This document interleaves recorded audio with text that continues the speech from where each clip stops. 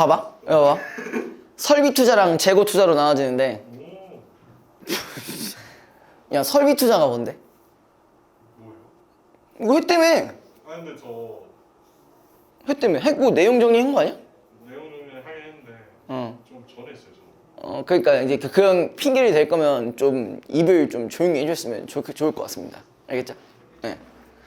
자 보자고요. 이제 첫 시간부터 또 비문학을 하려니 그것도 경제를 하려니 아주 이제 재밌겠죠? 네, 재미지네. 네. 자 기업의 입장에서 투자는 공장, 건물, 기계 등과 같이 다른 재화를 생산하기 위해 사용되는 것들을 토지와 노동 이외의 재화인 자본재를 늘리는 행위를 의미한다 이렇게 돼 있는데 이걸 그냥 쉽게 정리하면 이거예요. 투자라는 거. 투자라는 거는 말 그대로 자본재를 늘리는 거예요. 자본재. 자본재라는 게 뭐야? 돈으로 때려 박을 수 있는 요소들을 얘기하는 거죠. 그렇죠? 근데 여기서는 이런 말이 있어요. 토지와 노동 이외의 재화. 약간 뭐가 있냐? 기업이 어떤 물건을 생산할 때 필요한 것들이 여러 가지가 있겠죠. 근데 그 중에서 토지랑 노동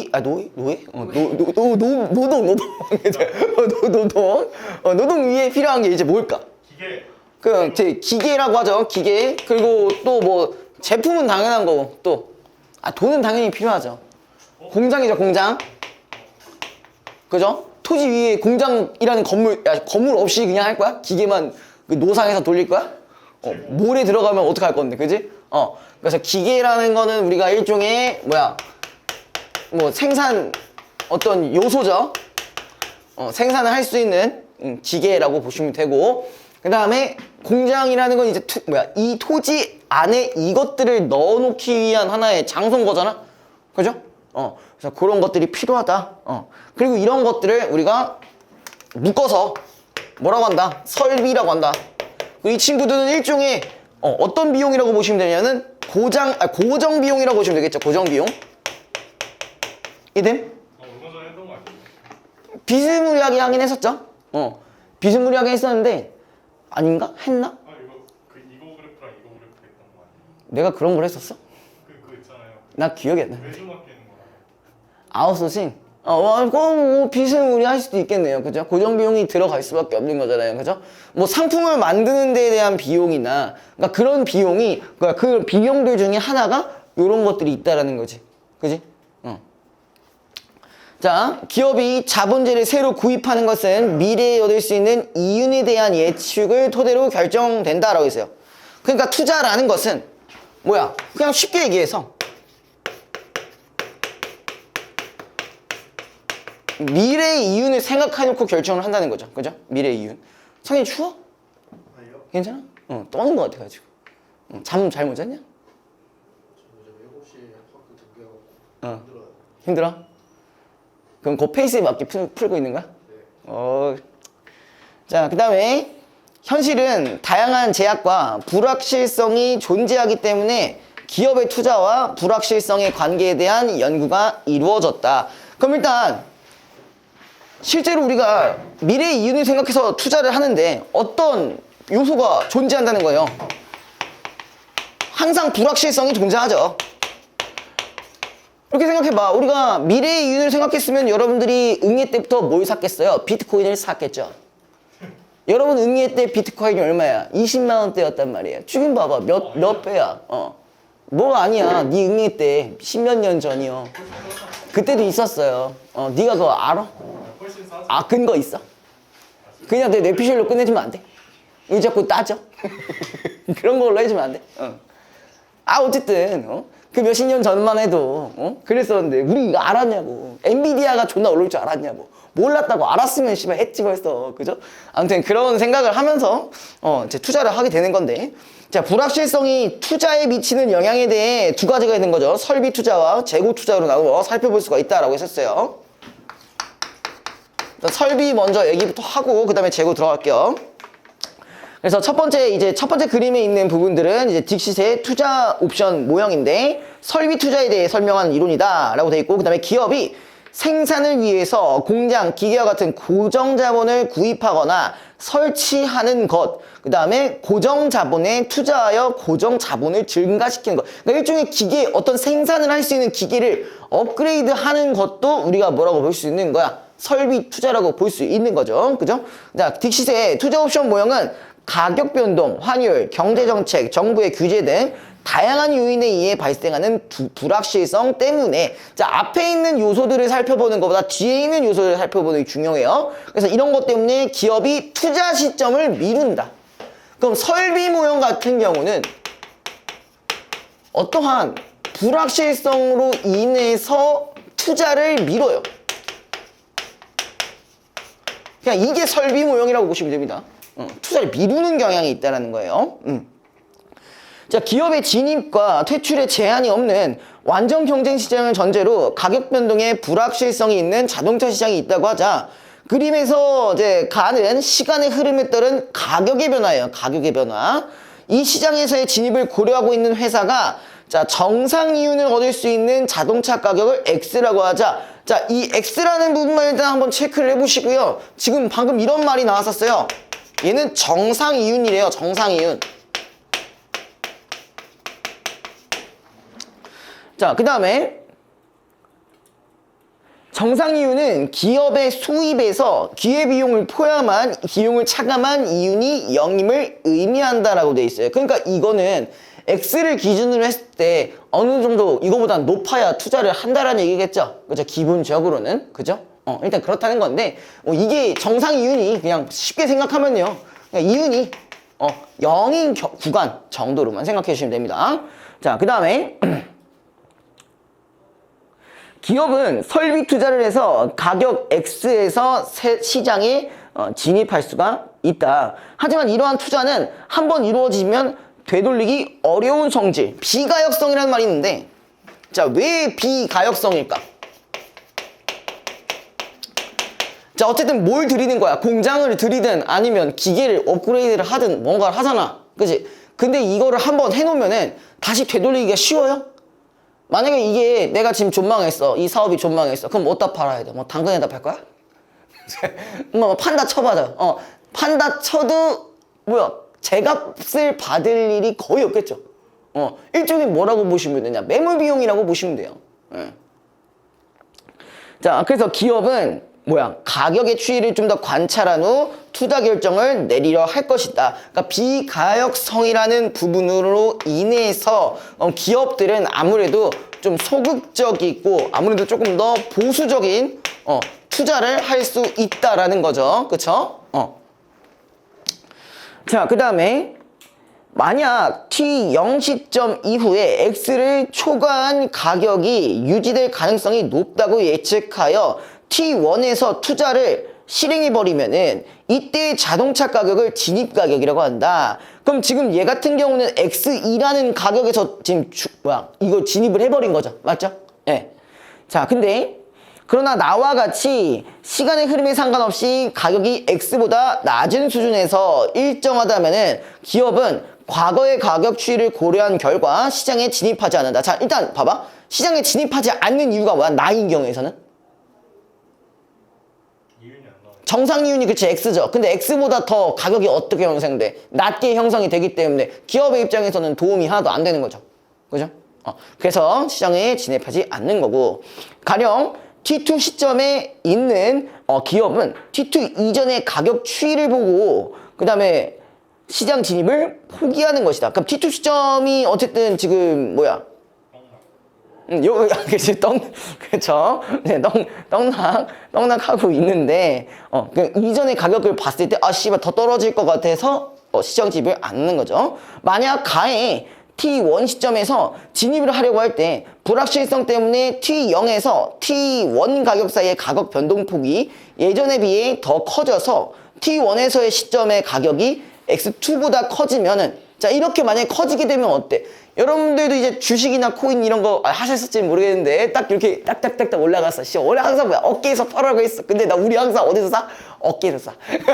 어깨에서 살짝 머리까지 들어왔어. 아, 이거 어떡하지? 설마 씨발 떨어지진 않겠지? 아, 요즘 아직 투자 안 하셨죠? 근데 보통 어떻게 돼? 남들이 산다고 씨발 다 샀더니 어떻게 돼? 와! 완전 어떻게 떡락하는 거죠, 그죠? 그냥 어쨌든 그런 손실을 생각해서, 그러니까 우리가 시점상으로 봤을 때 이런 추이일 뿐이지, 실제로 이렇게 된 거는 아니지만 이런 경향이 있기 때문에 예상이 되기 때문에 투자를 어쨌든 간에 결론적으로 하지 않는다라는 게 설비 투자예요. 그러니까 설비 투자라는 얘기는 딱 이걸로 정리가 끝나, 사실. 이걸로 정리가 끝나요. 이런 부분 때문에, 불확실성 때문에 투자를 하지 않는 현상. 그 다음에 두 번째 같은 경우는 지금 뭐였냐, 이제 재고 투자죠. 재고 투자. 자, 재고라는 게 뭐예요? 재고. 재고. 태영이도 얘네랑 같은 학교였나? 맞아요, 쌤. 왜 한숨을 쉬어? 왜 한숨을 쉬어? 너도 이거 했다며. 넌 기억 안 나? 네. 아, 안 했어? 안 한 것 같은데요. 아, 그래? 무슨 말이지? 말하라. 우리만 진도 빠져. 근데 뭐 무슨 상담한 거야? 입시 상담 같은 거? 저 학생부요. 학생부? 아, 그냥 안 또 무슨 다른 거 생각했다. 갑자기 학생을 생각했어. 이거 뭐지? 이러고 있었대. 아 학생인가? 학생부인가? 학생 기록부로 얘기하는 거야? 아니면은 그러니까 생기부 그거야? 아니면은 뭐 학생회를 얘기하는 거야? 아 학생인 것 같아요. 학생 학생이라고? 너 학생이야? 아니 몰라 내가 불려간 거야.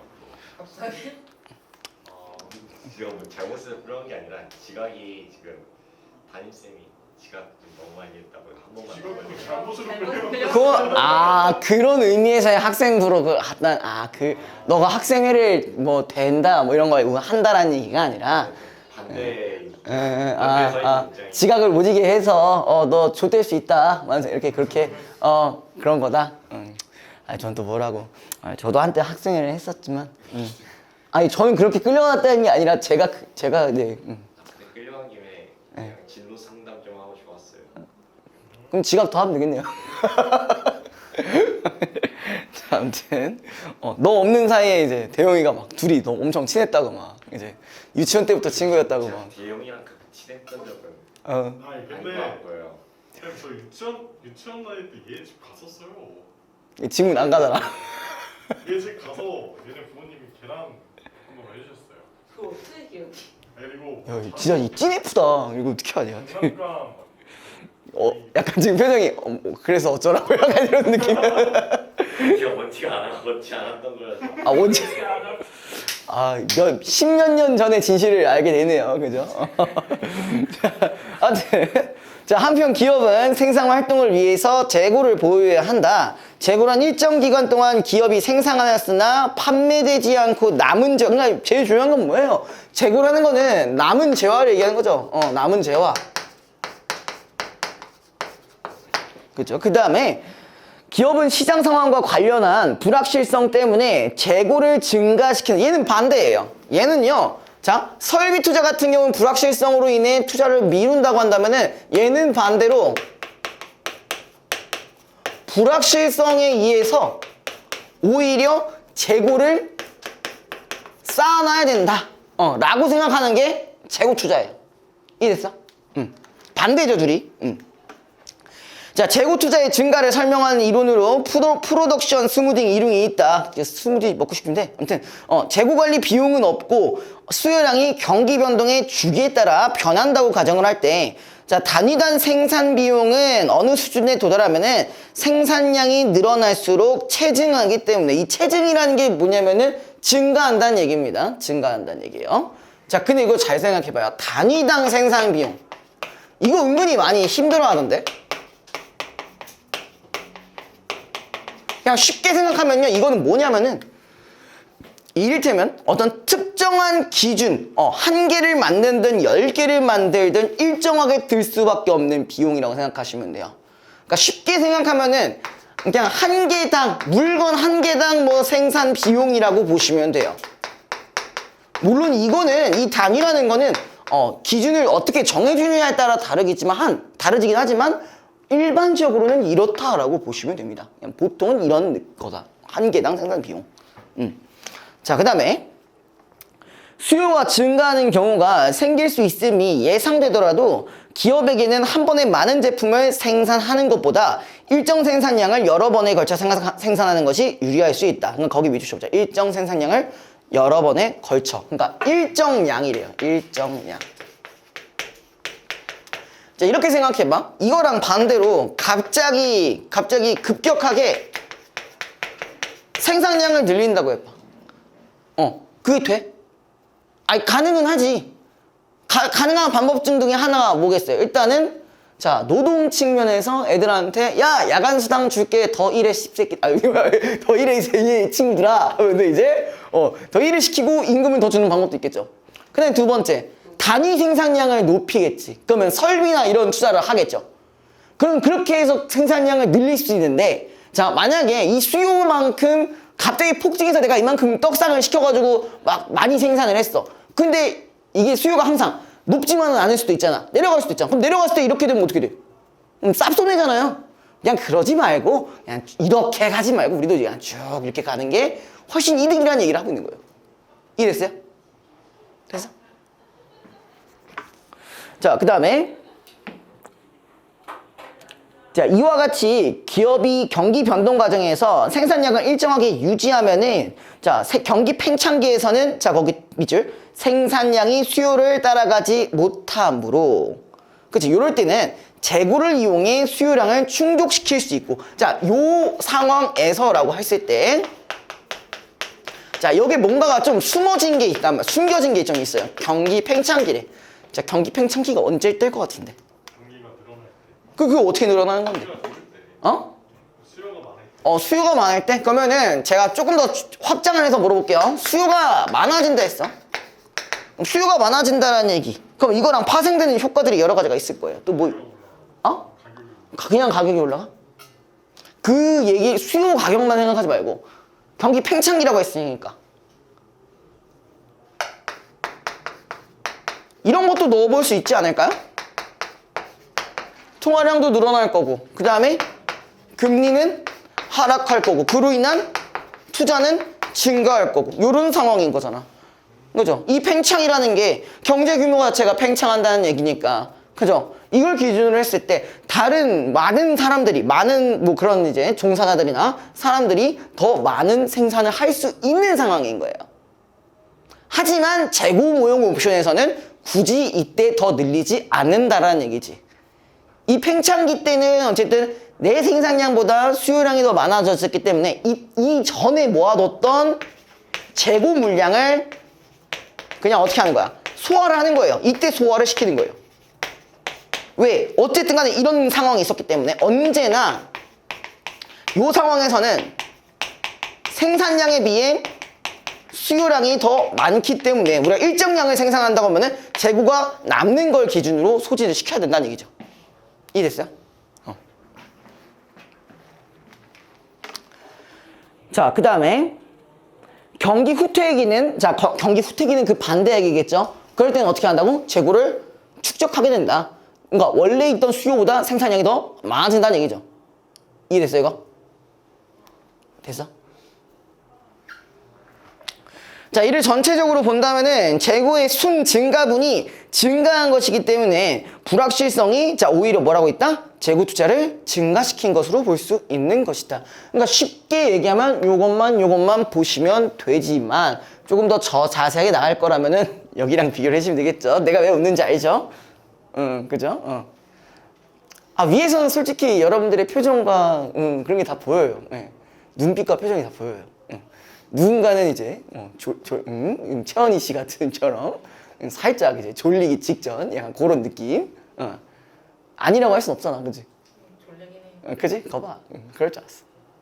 자, 아무튼 쭉 이어서 그러나 실제 현실에서는 생산량의 변동이 판매량의 변동에 비해 더 크게 나타났으며 자, 여기 뭐라고 있어요? 생산량의 변동, 그 다음에 판매량의 변동 이렇게만 볼게요. 그리고 또한 판매량과 생산량 사이에는 양의 상관관계가 있는 것으로 나타났다. 그럼 이렇게 생각하면 되겠죠. 자, 요걸 기준으로 했을 때 실제 현실에서는 생산량과 판매량은 서로 양의 상관관계를 갖고 있지만 그럼에도 그 범위는 얘가 더 크다는 얘기지. 맞아? 이들? 자, 이러한 결과에 대해 재고 소진 깊이 모형에서는 자, 이번엔 깊이 모형입니다. 깊이 모형. 자, 생산량에 대한 기업의 결정이 수요량에 대한 예측과 재고 소진으로 기업이 추가로 얻을 수 있는 이윤의 손실을 회피하려는 기업의 욕구에 기반한다고 본다. 그럼 이윤의 손실을 회피한다는 얘기는 뭐예요? 추가적으로 얻을 수 있는 이윤을 얻으려고 한다는 얘기죠? 맞죠? 얻으려고 한다는 얘기예요. 왜냐하면 수요량 변동의 불확실성으로 기업이 수요량을 정확하게 예측하기 어렵기 때문이다. 이 모형에 따르면은 기업은 수요량이 적을 것으로 예측하면은 적게 생산하고 수요량이 많을 것으로 예측하면 많이 생산한다. 만약 기업이 수요량을 잘못 예측해 수요량보다 적게 생산하여 재고가 모두 소진되면은 자, 여기 이런 말이 있었어요. 재고 소진 깊이 모형에서 어떤 경우가 있었어? 재고 소진을 했어. 자, 근데 이 소진이 된 상태가 이미 수요량이 너무나도 많았을 때야. 그러면 어쨌든 자, 이 기업 입장에서는 뭐가 불가능해? 판매가 불가능하죠. 그죠? 이 판매가 불가능한 부분에서 일종의 기대 이익을 실현할 수가 없는 게 일단 첫 번째 효과고, 두 번째는 이런 말도 있습니다. 뭐가 있었냐면은 장기적으로 시장 점유율이 하락하여 판매 경쟁에서 불리해질 것이다 라는 부분도 있습니다. 자, 어쨌든 판매를 못해. 그리고 이걸로 인해서 시장 점유율이 하락해서 앞으로의 판매 경쟁을 하기가 어려워진다는 얘기예요. 이거 뭔 말인지 알아? 이거에서만 끝이는 게 아니야. 내가 팔지 못하고 생산을 해서 팔지를 못하니까 시장 점유율이 점점점 떨어지는 거야. 그러면 시장 여태까지 그럼 얘가 이득을 얻지 못했던 이득을 누가 얻게 된다는 거야? 다른 기업들이 얻게 되면서 얘네들은 얘네대로 몸집이 커지고, 그렇게 되면 내 몸집은 딱 그대로이기 때문에 경쟁력이 아무래도 떨어질 수밖에 없다는 거죠. 무슨 말인지 알겠어요? 뭐 약간 뭐 대표적인 사례라고 하긴 좀 뭐한데 뭐 여러분들이 아직 뭐 자동차에 대한 차에 대한 어떤 생각을 하고 있지는 않겠지만, 그죠? 이때 당시에 뭐 예를 들어서 SUV가 막 존나 막 그게 유행이야. 그래서 SUV를 막 존나 막 현대 쪽에서는 막 졸라 막 사들이는데 막 생산해서 잘 파는데, 만약에 기아에서는 부품이 없고 막 노동자들이 파업해가지고 그걸 팔 수가 없게 돼. 그럼 어떻게 돼? 점유율이 와리가리 치는 거죠. 그죠? 그러면 그로 인해서 더 악영향을 끼치기 때문에 더 생산하기가 더 어렵게 지고, 그죠? 자, 아무튼 따라서 수요가 증가할 때 재고 소진을 우려하는 기업은 예상되는 수요의 증가에 따라 생산을 늘려 재고 투자를 확대하게 되는 것이다. 기업의 투자에 있어서 불확실성은 투자에 영향을 주고 투자는 경기 변동에 영향을 미치는 요소이다. 따라서 불확실성이 투자에 미치는 영향을 실증적으로 분석하고 이해하는 것은 경제정책 수립과 경기 변동에 대해 이해하는 데 도움을 줄 수 있다라고 되어 있습니다. 자, 일단 2번, 3번, 4번 해볼게요. 2번, 3번, 4번. 2번, 3번은 쉬운데 4번은 조금 어려울 수 있어요. 조금 어려울 수 있습니다. 2번부터 한번 봅시다. 2번이 기억이 뭐였죠? 완전 경쟁 시장을 전제로 불확실성이 있는 자동차 시장 요 상황인데, 자, 이거 2번에는 몇 번 하셨어요? 2번인데 혹시 다른 선지 하신 분 있어요? 없어요? 5번? 다른 선지 얘기해도 괜찮아? 동료이 많았어? 상현이도? 우혁이도? 왜요? 뭐가 답이가 보고 있었어요. 응? 다른 문제는 다 풀고? 자, 일단은 2번이 아닌 이유가 뭐예요? 가와 같을 때 T0 시점 이후에 기업의 진입을 결정하려는 이유는 0 이후에 결정한 이유는 T0에서 기업이 얻는 이윤이 시장 진입 비용보다 적기 때문이야? 같기 때문이야? T0이면은 지금 어떤 상황인 거야? 완전 그건가? 정상 이윤 아니잖아. 그치? 정상 이윤이죠? 둘이 같지. 그지? 그래서 틀렸고. 자, 그 다음에 몇 번? 아까 뭐 다른 선지 5번? 아저 이거 1번인 줄 알았어요. 2번 2번 2번 했어요. 그거 말고 다른 거야? 그럼 됐어요? 됐어? 자, 그 다음에 3번. 자, A, B에 대한 이해로 적절한 거. A가, 이게 뭐였어요? A가 그 설비 투자죠? 쉽게 바꾸면? 그 다음에 B는 재고 투자죠. 그죠? 그걸 기준으로 한다고 했을 때. 자, 여기에 대해서 가장 적절하고. 이거 혹시 4번인데 틀리신 분 있어요? 다른 선지 하신 분? 없어요? 이건 쉬웠죠? 3번? 왜? A와 B 모두 불확실성이 존재하는 상황에서 그건 맞지. 그지? 기업이 투자하는 행위를 실증적 분석을 통해 설명하고 있다라는 건 맨 마지막에 있는 거잖아. 그치? 맨 마지막에 있는 부분이지 저런 이론이 뭐 실증적으로 했다라고 보기엔 어려운 거지. 불확실성 자체가 체크하기 힘든 건데. 그죠? 그래서 그건 틀렸고 4번은 자본주의에 대한 기업의 투자. 그치? 설비라고 했으니까. 그치? 설비 중 하나가 자본주의였고요. 그 다음에 B는 재고량에 대한 기업의 투자. 이게 오히려 요거 쉬웠죠. 자, 4번 재고 소진 깊이 모형이라고 되어 있는데 자, 우리가 일단 이걸 좀 잘 생각해 봐야 돼요. 자, 우리 점선으로 나와 있는 이 A가 뭐야? A? 실제 수요량이죠. 실수요량이라고 할게요, 그냥.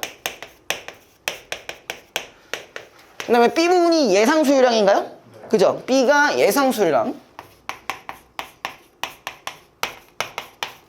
그리고 C가 실제 생산량인가요? 이렇게 할게요. 자, 근데 우리가 이거를 두 가지 부분으로 나눠볼 수가 있어요. 뭐 있냐면은 경제 팽창기가 있을 거고, 그죠? 맞죠? 경제 팽창기랑 또 뭐가 있었지? 그게 하나 더? 하나가 기억이 안 나네? 여기 나와 있었던데. 팽창기랑 수축은 아닐 거고. 그쵸. 지금 잠깐 생각 못했어. 팽창이 나서 씨발 수축인가? 이러고 있었는데 후퇴기가 있었죠. 그리고 이게 있었고, 자, 보기를 기준으로 했을 때 또 어떤 정보를 갖고 가주셔야 되냐? 요런 부분도 있었어요. 뭐냐면은, 자, T1에서 T3까지 경기 변동이 반복되어 나타날 것으로 예상한다고 했어요. 다시, 자, T1에서 T3 이후 시점에서는 계속 반복될 것이라고 예상을 하고 있다. 요걸 반드시 갖고 갔어야 돼요. 그래서 요거 답은 5번인데 아까 뭐 3번으로 하셨다고? 잘못 읽었어. 근데 3번이 확실히 아닌 이유는 있죠. 왜?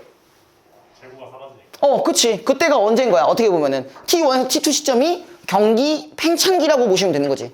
그러면 항상 나의 생산량이 수요량보다 떨어지기 마련이에요. 그럼 재고가 오히려 쌓아놨던 재고가 소진이 되는 거잖아. 그럼 재고 소진이 되니까 당연히 관리하는 비용은 일반적으로도 감소할 수밖에 없는 거고. 4번도 혹시 해줘야 되나요? 4번 하신 분 있었어요? 아까? 헷갈렸다라는 부분이 있었던 것 같은데 아닌가? 그럼 바로 5번 스트레이트 때리면 돼요. 자, 5번. 자, T2부터 T3까지 시기에서의 실제 수요량이 예상보다 감소한 것을 고려하여, 자, 이거 뭐야? 예상보다 감소했어?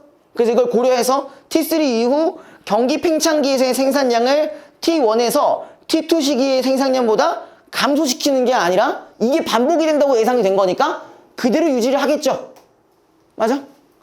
이게 중요한 거였죠. 반복이 될 거라고 예상을 했기 때문에 이렇게만큼은 해줘야 된다는 거잖아. 감소시키면 오히려 안 되겠지. 그럼 재고가 더 소진이 되고 그렇게 되면은 이런 현상이 생길 수밖에 없는 거죠. 됐어요? 그래도 경제치고는 할만했죠, 이번 건? 왜? 아니야? 할만하지 않았어? 자, 그 다음에 이기론. 이건 뭐 철학의 스탠다드죠. 예. 근데 오늘 비문학부터 하는 거예요? 비문학부터. 이론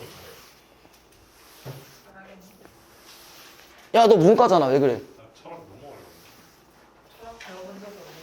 철학을 뭐 배워서 하니? 야, 나도 이제 한 10년 정도 하니까 이제 철학은 어디서 가는 건 다 알던데. 저는 문과를 10년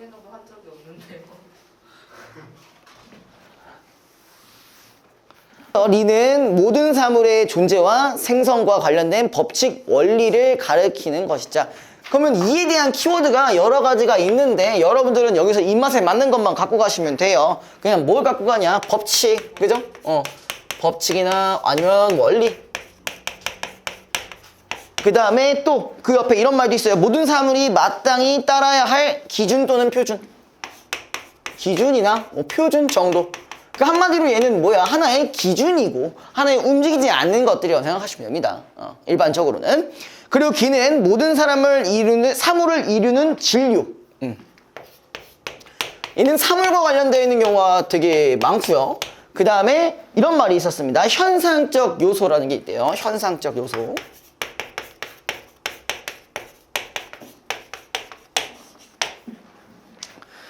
자, 그 다음에 이러한 리와 기에 대한 이 개념에 근거하여 성리학에서는 현상 세계에서 드러나는 모든 현상과 존재는 리와 기의 합에 이해한 것이라고 본다. 그러니까 결론적으로 항상 뭐와 뭐는 붙어 다닌다는 거예요. 이랑 기는 붙어 다니는 거예요. 어디에서? 우리 현실에서는. 현실에서는 이와 기가 붙어 다닌다라고 보시면 됩니다. 됐죠? 자, 그리고 이때 리는 형체도 없고 움직이지도 않는 불변의 원리이다 라고 했어요. 얘는 말 그대로 불변의 속성을 갖고 있어. 불변의 속성. 한마디로 절대적인 속성 정도로 보시면 되는 거고. 그 다음에 기는 리에 근거하여 운동, 변화하며 현상과 존재를 드러내는 것으로 파악한다. 그러니까 얘는 일종의 드러내는 역할을 한다라고 보시면 돼요. 드러내는 역할. 됐죠? 됐어요? 자, 이처럼 리와 기는 원리적으로는 구분되는 것이지만, 그러니까 일반적인 개념으로는 구분이 되는 게 맞지만 현실 세계에서는 함께 존재하는 관계이다. 이게 조금 많이 어려우실 거예요. 그러니까 일반적으로는 이렇게 둘이 구분이 가능하지만 현실에서는 이런 게 합쳐진다는 얘기지. 됐죠? 이렇게 해석하면 되겠네요. 자, 이에 대해서 율곡 2는 현상 세계에서 리와 기가 함께 존재하는 점에 주목하여 구체적으로 움직이지 않는 리의 무형과 그 다음에 현실에서 움직이는 기의 유형에 대한 자신의 견해를 제시하였다. 그래서 이제 앞으로 거기에 얘기가 나오겠죠. 이에 리와 기에 대한 견해는 도덕 실천과 결부하여 리의 역할이 제한적이라고 비칠 가능성이 큰 것이다. 자, 일단 첫 번째 이게 무슨 말이었냐면은, 자, 이의 입장에서는 결국 리는 불변이고 잘 움직이지 않는 거잖아. 그치? 이런 부분에 봤을 때, 이 부분에서 봤을 때 여기서의 리는 뭐가 될 수 있다고? 제한적이라고. 근데 이의 견해가 아닐 거예요. 이의 견해에 따르면 그렇게 보일 수 있다는 거죠. 맞아? 이가 얘기한 게 아니야. 자, 이는 리가 현상세계에서 운동 변화하는 기의 근거라는 점을 간과하지 않았다. 그러니까 기가 움직이려면 반드시 뭐가 필요하다고? 이가 반드시 필요하다는 얘기예요. 그죠? 자, 이러한 리와 기에 대한 이의 논의는 도덕 실천과 관련하여 선한 본성인 리의 실현이 현실에서 운동 변화하는 가치 중립적이고 악으로 흐를 가능성이 있는 기에 의해 주도되는 것으로 이어질 수 있다는 점에서 성리학에서 추구하는 도덕의 실현을 제한하는 걸로 해석되기도 하였다. 자, 솔직히 성리학에서 가장 많이 나오는 말이 뭐냐면은 실천이에요. 실천이거든요. 근데 이게 되려면 어쨌든 뭐 어떤 현상 세계에서 뭔가 실천이 되려면 반드시 뭐가 있어야 돼? 기의 작용이 있어야 하는데 이거를 다르게 해석을 해버리면은 기가 주도하는 걸로 잘못 해석할 수 있다는 거죠. 지금 얘기한 게 맞아요? 맞죠? 자, 그 다음에 이러한 한계를 극복하고자 이의 계승자들은 이기론적 이해를 심화하여 선의 실현을 근거짓는 논의를 거듭하였고 19세기에 이르러 기정지는 이기론에 대해 비판적인 논의를 전개하며 도덕 실천의 근거로서 리의 적극적인 역할을 강조하는 견해를 제시하였다. 자, 요것까지 이해 상황이고 그 다음에 기정진이라는 사람이 나왔는데 뭐 얘는 19세기래요. 19세기. 그리고 얘 같은 경우는 뭐라고 했냐면 이런 말을 했어요. 뭐라고 돼 있냐? 리의 적극적인 역할을 강조. 그러니까 리의 역할을 강조했다라는 게 얘의 핵심적인 주장이죠. 그죠? 그러니까 얘의 주장이다 항상. 너무 과도하게 이해하지 말라 했어요. 우리 시험에 또 이해하려니까 졸리세요? 커피 다 드셨어? 빨리 드셔. 카페인 그 효과가 30분 후에 일어난대요. 예. 예. 그러니까 수업 30분 전에 드셔야 이제 효과가 어느 정도 돈다는 얘기예요. 알겠죠? 지문에 나온 거예요? 아, 씨발, 진짜. 그럼 뭐 어쩌라고? 팩트 체크하고 싶어? 그럼 네이버 검색해. 껌위키, 씨발. 아, 어떻게 알고 있어요? 어? 궁금해서. 해, 뭐, 그래.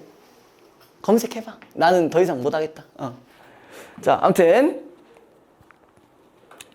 어디 갔냐, 어디까지 했냐. 그거 얘기했고, 그 다음에 기정진의 이기론은 도덕적 세계를 이상으로 삼고 이를 구현하기 위한 내용과 관련한 이론으로서 자, 도덕적 가치를 어쨌든 얘는 어디서 찾아야 된다고? 리에서 찾아야 한다는 게 얘의 주장이에요. 그죠?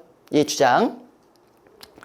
자, 그 다음에 조선 성리학 6대가 중 한 사람으로 평가가는 기정진은 이에 리와 기에 대한 견해가 자칫 기의 능동적인 운동 변화를 인정하는 것으로 오해되는 것에 관심을 보였다. 아까 이 부분, 이 잘못 해석할 수 있다라는 부분에 대해서 얘기를 한다는 거죠.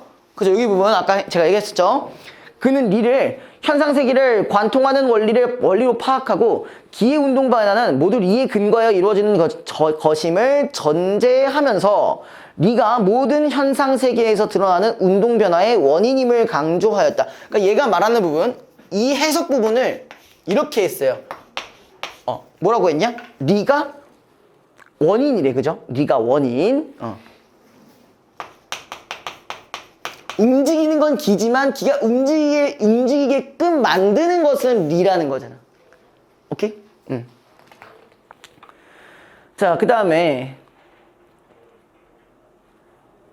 특히 그는 기의 능동적인 운동 변화에 대한 인정이 현상세계의 원인이자 현상세계를 관통하는 도덕 원리인 리를 부정하는 것으로 이어진다고 파악했다. 그러니까 뭐가 부정된다가 요 부분, 요 해석하는 부분 자체는 뭐라고? 리를 부정할 수 있는 그런 견해라는 거죠. 반박은 이런 식으로 얘기를 했고, 이렇게 해석하게 되면 이렇게 된다는 거잖아. 맞지? 자, 그 다음에 이런 점에서 그는 기의 운동 변화를 철저하게 리의 명령에, 거기 있죠. 리의 명령에 따라 이루어진 것으로 규정하고, 그 다음에 기의 자발적인 운동 변화를 부정하였다. 기의 운동 변화를 부정했다. 그게 있어. 리와 기의 관계는 명령하는 자와 명령을 받는 자의 관계였고, 기는 철저하게 리의 주관하에 놓이는 것이었다. 그럼 얘가 말하는 걸 좀 살짝 구조를 만들어 본다고 하면은 얘는 이런 거지. 그러니까 이의 이론에서는 이 둘이 같이 합쳐져 있는 거라고 보면은 얘 같은 경우는 이렇게 가는 거잖아. 일종의 이런 식으로 종속적으로 이루어졌다는 얘기죠. 그죠? 요 관계라는 거. 이런 관계를 먼저 상대 관계를 파악을 해주셔야 돼. 그죠? 자, 그 다음에 그는 귀인이 나가는데 술에 말과 종이 없지 않지만 그것을 보는 자는 다만 귀인이 나간다고 할 뿐 수레와 말과 종이 나간다고 말하지 않는다라고 말하며 리와 기의 관계에 대한 생각을 드러내었다. 그가 보기에 리와 기는 자, 거기 밑줄 대등한 관계가 될 수 없는 것이고 둘을 대등한 개념으로 보는 것은 리를 천지 만물의 근원이라고 본 성인들의 말과도 맞지 않는 것이었다. 그러니까 여기를 리를 항상 상위로 생각한다는 얘기잖아. 그지? 자, 그러니까 자, 여기서 지금까지 제가 설명한 부분들을 얘기를 하기 전에 여러분들이 그냥 이해를 하려고만 본다면은 이러한 관계를 찾기가 사실 쉽지가 않아요. 왜? 이해하는 데만 노력을 하기 때문에. 그러니까 우리가 살짝 한 걸음만 좀 뒤로 떨어져서 이제 바라보게 되면은 여기에 대한 관계가 보일 겁니다. 네, 그런 관계들이 어떤 건지만 좀 생각을 해주시면 돼요. 쭉 이어서 나아가 기정진은 근원적인 동일성의 원리인 리와 현상세계의 다양성인 원리인 분의 관계에 대해서도 리를 중심으로 한 견해를 제시하며 자, 리 안에 분이 포함되어 있는 이론적 구조를 확립하고자 하였다. 그러니까 원래는 자, 기존이라는 그럼 이 말이 나왔을 때 이거 생각해야 돼요. 기존에서는 리와 분이 구분되어 있었다라고 한다면 맞죠? 그죠? 근데 기정진의 입장에서는 리가 먼저고, 그쵸? 리가 먼저고 이 안에 분이 있다라는 거지. 이런 쪽이라고 했으니까 하나로 묶어준다 했잖아, 그죠? 얘랑 얘는 엄연히 다른 부분이지. 그러니까 얘는 뭐야? 한마디로 기정진의 구조를 봤을 때 얘는 하나로 묶어주면서 그 다음에 리를 뭘로 본다는 거야? 상위의 개념으로 본다는 얘기지. 오케이? 자, 그는 보편 원리인 리 안에 현상세계에서 다양하게 변할 수 있는 원리인 분이 포함되어 있고 현상세계에서 드러나는 다양한 분의 원리는 자 보편적인 리가 갖춰져 있다고. 그치? 이거 생각해보면 분은 항상 리랑 관련이 되어 있는 거잖아. 그죠? 그는 리와 분이 나누어지면은 자 이거 일단 동그라미 쳐보자. 나누어지면 그럼 구분이 된다는 얘기잖아요. 그죠? 보편 원리와 현상세계가 유기적 연관성을 잃게 되는 문제가 발생한다고 지적하며 리와 분이 분리될 수 없는 것임을 강조하였다. 그는 현상세계에서 다양한 존재와 현상이 드러나는 원인이 기가 아니라 계속 똑같은 말만 하고 있죠. 그쵸? 리에 의한 것임을 강조하며 현상세계가 리의 구현임을 원리적으로 확인하고 자 그러면 이거 봐봐. 리의 구현임이라는 부분이 있잖아. 요거는 둘 다 인정할 수 있는 견해죠. 맞아요? 이도 그랬고 기정진도 그렇다는 거죠. 리의 시련은 다 똑같아요. 그죠? 다만 이거에 대한 관계성이 어떤 차이가 있냐 이게 중요했던 거죠. 그래서 도덕 실천의 근거가 현상세계에 갖추어져 있음을 확인하고자 했다. 현상세계가 리의 체계에 따른 것이고 도덕 실천의 근거가 현상세계에 있을 뿐만 아니라 실현될 수 있음을 강조한 기정진의 논의는 그의 사후에 비판을 받기도 하였다. 여러 가지 의견에 대한 비판적인 견해도 분명히 있다는 거면은 이것도 생각을 해봐야 되는 거죠. 이것도 갖고 가야 된다는 얘기죠. 특히 이 학문을 철저하게 개송하고자 한 전후는 신하가 궁주의 명령을 행할 때 그 행위는 군주로부터 나온 것이지만 결국 거기 밑줄 신하의 행위요 군주의 행위가 아니다라고 말하며 리와 기의 관계에 대한 기정진의 주장을 반박하였다. 그러니까 어떤 사람이 있어? 전이라는 사람이 있는데 결국 행동하는 주체는 결국 누구라는 거야? 기라는 거죠. 기. 맞지? 얘 입장에서는. 맞죠? 이해됐어? 괜찮아? 응. 자, 그 다음에 그는 기정진의 리에 대한 견해가 리에 대한 성리학의 원칙, 즉 리는 구체적으로 움직이는 것이 아니라는 것을 부정했다고 지적하는 등 비판의 강도를 높였고 기정진의 제자들은 이에 맞서 스승의 학설을 옹호하였다. 이에 계승자들 간에 전개된 이 논쟁은 비록 확실한 결론에 도달하지는 못했지만 현상세계의 이해에 그치지 않고 이면에 갖춰진 근원적 체계를 직시하려고 했던 기정진의 사상은 자, 이런 말이 위정척사운동 등을 주도한 이런 실천적인 유림들에게 적지 않은 영향을 끼쳤다. 뭐 위정척사운동 이거 뭔지 아세요? 한국사? 뭔데? 외국을 외국을 배척하는 거죠, 그렇죠? 외부 세력을 배척하는 거, 그게 위정척사운동. 척합이란 말이 괜히 나온 게 아니죠. 저걸 기준으로 보면 솔직히 좀 쉽게 풀 수 있었습니다, 그렇죠? 기정진의 입장에서 리와 분을 이해한 내용에 해당하는 것, 이거 뭐야? 쉽게 생각하면 뭐 갖고 갈 수 있어? 여기서 이론론적이라는 거. 이걸 만약에 구분하면 큰일 날 수 있다는 거. 뭐 그런 것만 생각했으면 되겠죠. 그렇죠? 그걸 기준으로 봤을 때 1번 일단 기억 안에 니은이 포함되는 이론적 구조를 확립해야 한다. 이건 뭐 얘 주장이니까 상관이 없고요. 그다음에 니은, 기억과 니은이 나누어지면은 뭐야? 안 좋은 일이 발생할 수 있다. 이것도 맞는 말이겠죠. 그죠? 3번 근원적인 동일성의 원리인 기억에 현상세계의 다양성인 원리인 니은이 포함되어 있다. 처음에 제가 이거 얘기했죠. 그죠? 이거 맞네요. 그죠? 4번 현상세계에서 다양한 존재와 현상이 드러나는 원인은 기억 니은이 아닌 기에 의한 것이다라는 말 자체는 얘는 부정하기 때문에 이거는 틀렸습니다. 그래서 2번이 정답이고요. 4번 A, B에 대한 이해로 가장 적절한 거. 이거 진짜 쉽게 생각하면 너무 쉬워요. 봐봐요. 4번의 A는 기정진의 말이잖아. 리의 중요성을 얘기했던 발언이었고 그 다음에 이제 B 같은 경우는 기의 중요성을 얘기했던 발언이었잖아요. 그죠? 그럼 그걸 기준으로만 삼으면 사실 답은 바로 나옵니다. 답은 바로 나오는데 자 이거 답이 5번이거든요. 다른 선지 아신 분 있어요 혹시? 다른 선지? 너 맞았어? 태용 맞았어? 저 디귿을 안 불러가지고. 예? 지그시요? 지금 딴 얘기하고 있는데? 4번 문제 하고 있는데요. 네, 아니야. 야! 야, 이씨. 뭐 하시는 거죠? 이거 보다가 이쪽으로 자, 제 말을 안 들으시는 것 같은데? 저 5번 했어. 했어요. 자, 제가 그래도 좀 이게 가이드라인 좀 나눠줘서 조금 쉽게 나왔던 것 같은데, 일단 A는 현상세계 운동 변화에만 주목할 것이 아니라 이면에 있는 원리가 뭔 거예요? E라는 거잖아, 그쵸? 그럼 이것도 현상세계 운동 변화 자체는 뭐야? 기의 활용인 거잖아, 그치? 맞지?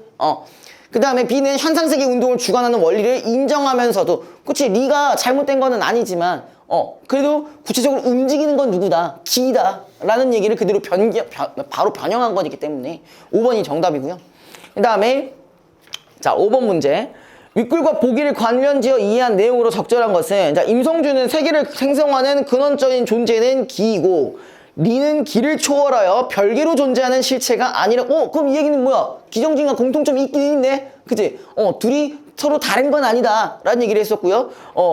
그 다음에, 그가 보기에 리는 기에 내재하는 법칙, 즉 기의 자율적인 운동 법칙에 불과한 것이다. 그는 기가 성대하게 작용하는 것은 별도로 존재하는 리가 시킨 것이 아니라 저절로 그러할 뿐이며 이처럼 기가 스스로 작용하는 방식을 리라고 부를 뿐이라고 보았다. 그럼 얘는 반대로 뭐야? 자, 방금 임성주 같은 우리 성주 아저씨 같은 경우는 결론적으로는 얘는 뭐야? 이 안에 리가 있다는 거잖아, 그치? 맞지? 얘는 구조를 따지자면, 그죠? 자, 운동 능력을 갖고 세 개의 만물을 형성하는 것을 기라고 보고 기밖에 별도로 운동의 명령자나 원인을 상정하지 않은 것이다. 임성주가 보기에는 세상이 형성되고 움직이는 것은 무형의 리가 아닌 생동성을 지닌 유형의 기로 인한 것이다. 이거 답은 5번이죠. 혹시 다른 선지 하신 분 있어요? 다른 선지 분? 그런 것들은 바로바로 얘기해 주셔야 저도 이거 해설이 가능합니다. 다른 선지 했어요? 4번 너는? 너도 다 해서? 너도 받았어? 말을 안 해. 말 좀 해줘요. 말 좀. 아까 일단 2번 같은 경우는 임성지와 기정지는 모두 리를 기에 내재한다고? 뭐 임성주는 맞죠? 근데 기정지는 반대잖아, 그죠? 리가 기를 주도하는 거잖아, 그지? 그래서 이건 틀렸고 4번이라 했다고? 임성주는 이와 달리 리가 형태가 없는 것이고 기가 형태가 있는 것이라고 여겼다. 그러니까 얘가 지금 임성주가 형태가 없는 거라고 하진 않았어. 별개로 존재하는 실체가 아니라고 했다. 이게 아니라 초월해서 별개로 존재하는 게 아니고 그냥 있다라는 거잖아, 그쵸?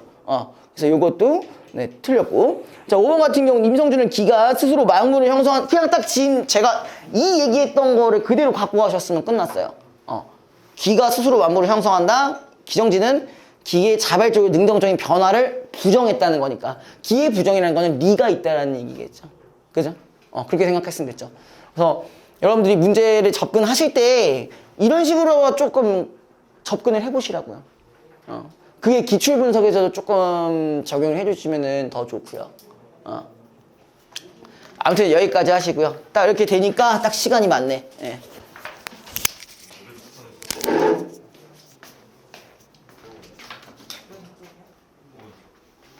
보시면요, 이제 120페이지에 보면은 자, 보기에 이런 말이 있습니다. 고향이라는 말이 있었어요. 고향.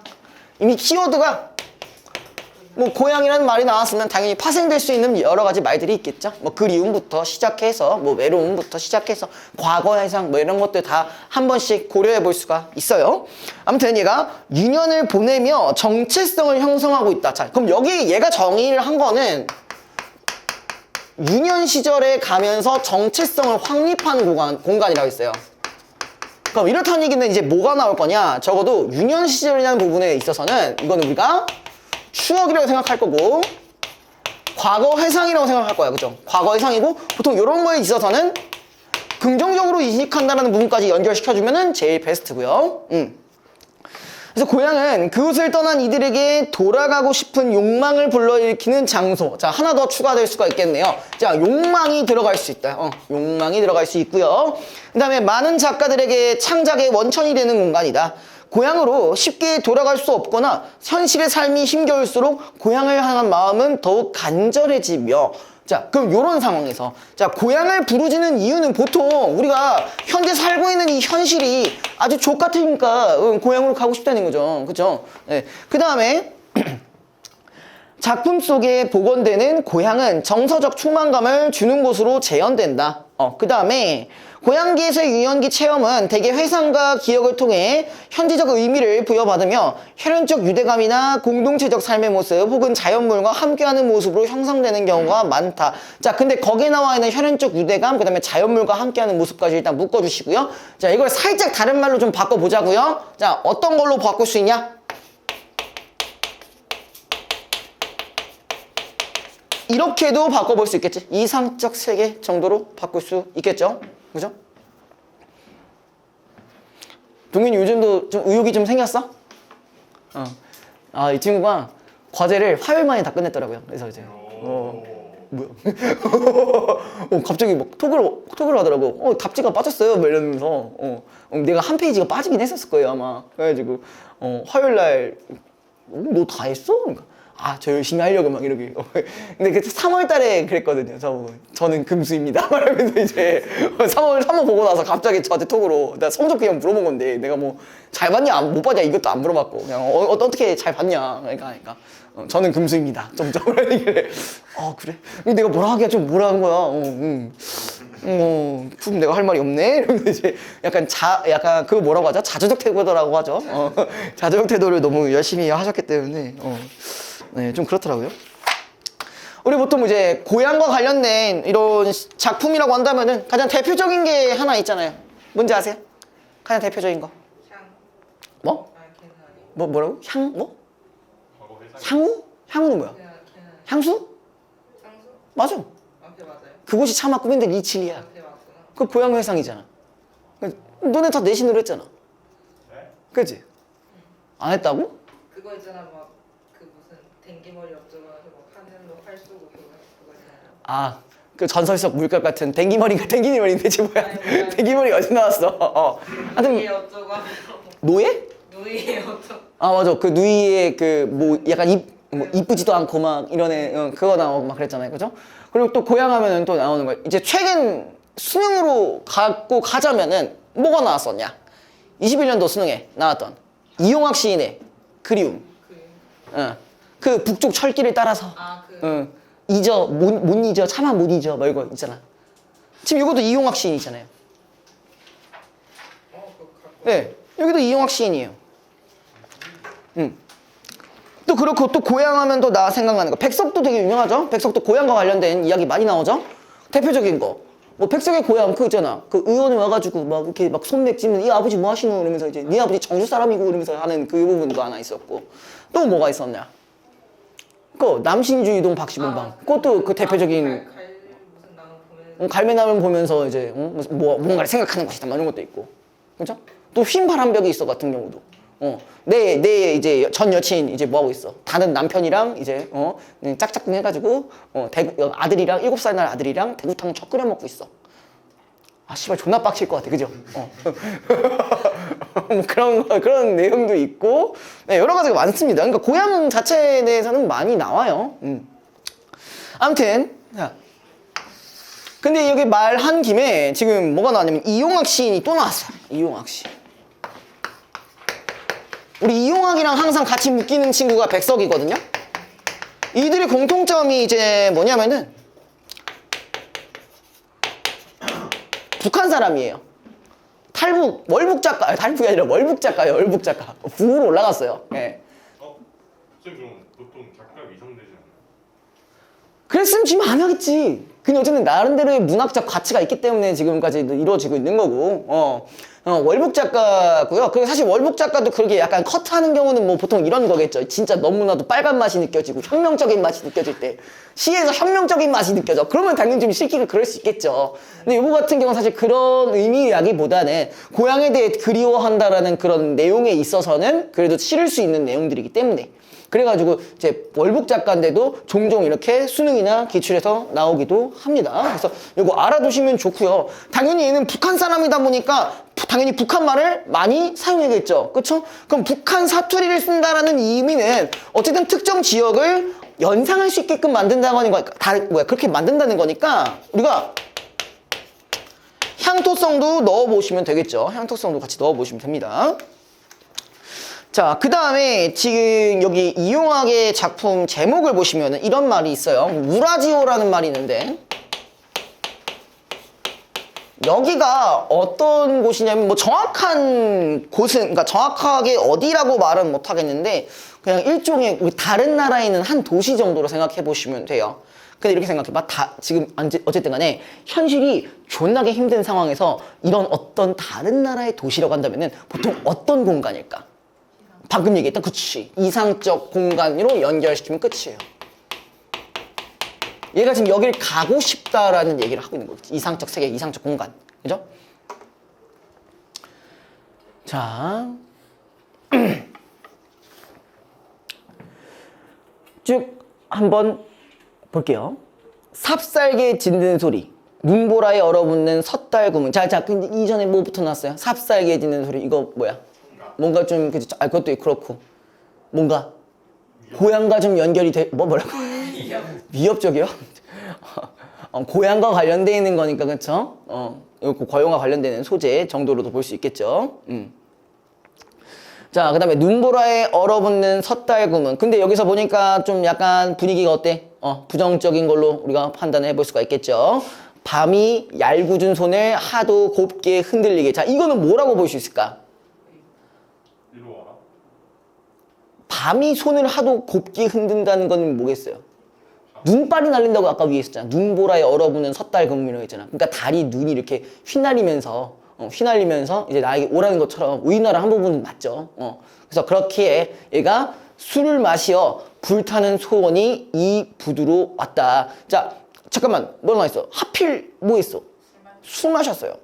술 마시면 또 제가 뭐라고 했죠? 보통 진심이 나타나거나 뭐 아니면 진짜 너무나도 힘든 상황에서 일시적 갈등을 해소하려는 목적으로 마시는 거잖아. 그러니까 그 술이라는 이 말 자체가 우리가 아까 얘기했던 이 현실과 연결이 가능은 하겠죠. 어느 정도 우리가 예상은 해볼 수 있어. 보통 문학에서 나오는 술이라고 한다면은 이런 포인트가 있을 수 있기 때문에 연결시키고, 자, 그 다음에 이 소원이 이 부두로 왔다라고 돼 있고요. 이 부두가 아까 지금 항구랑 좀 연결이 되는 부분이겠죠.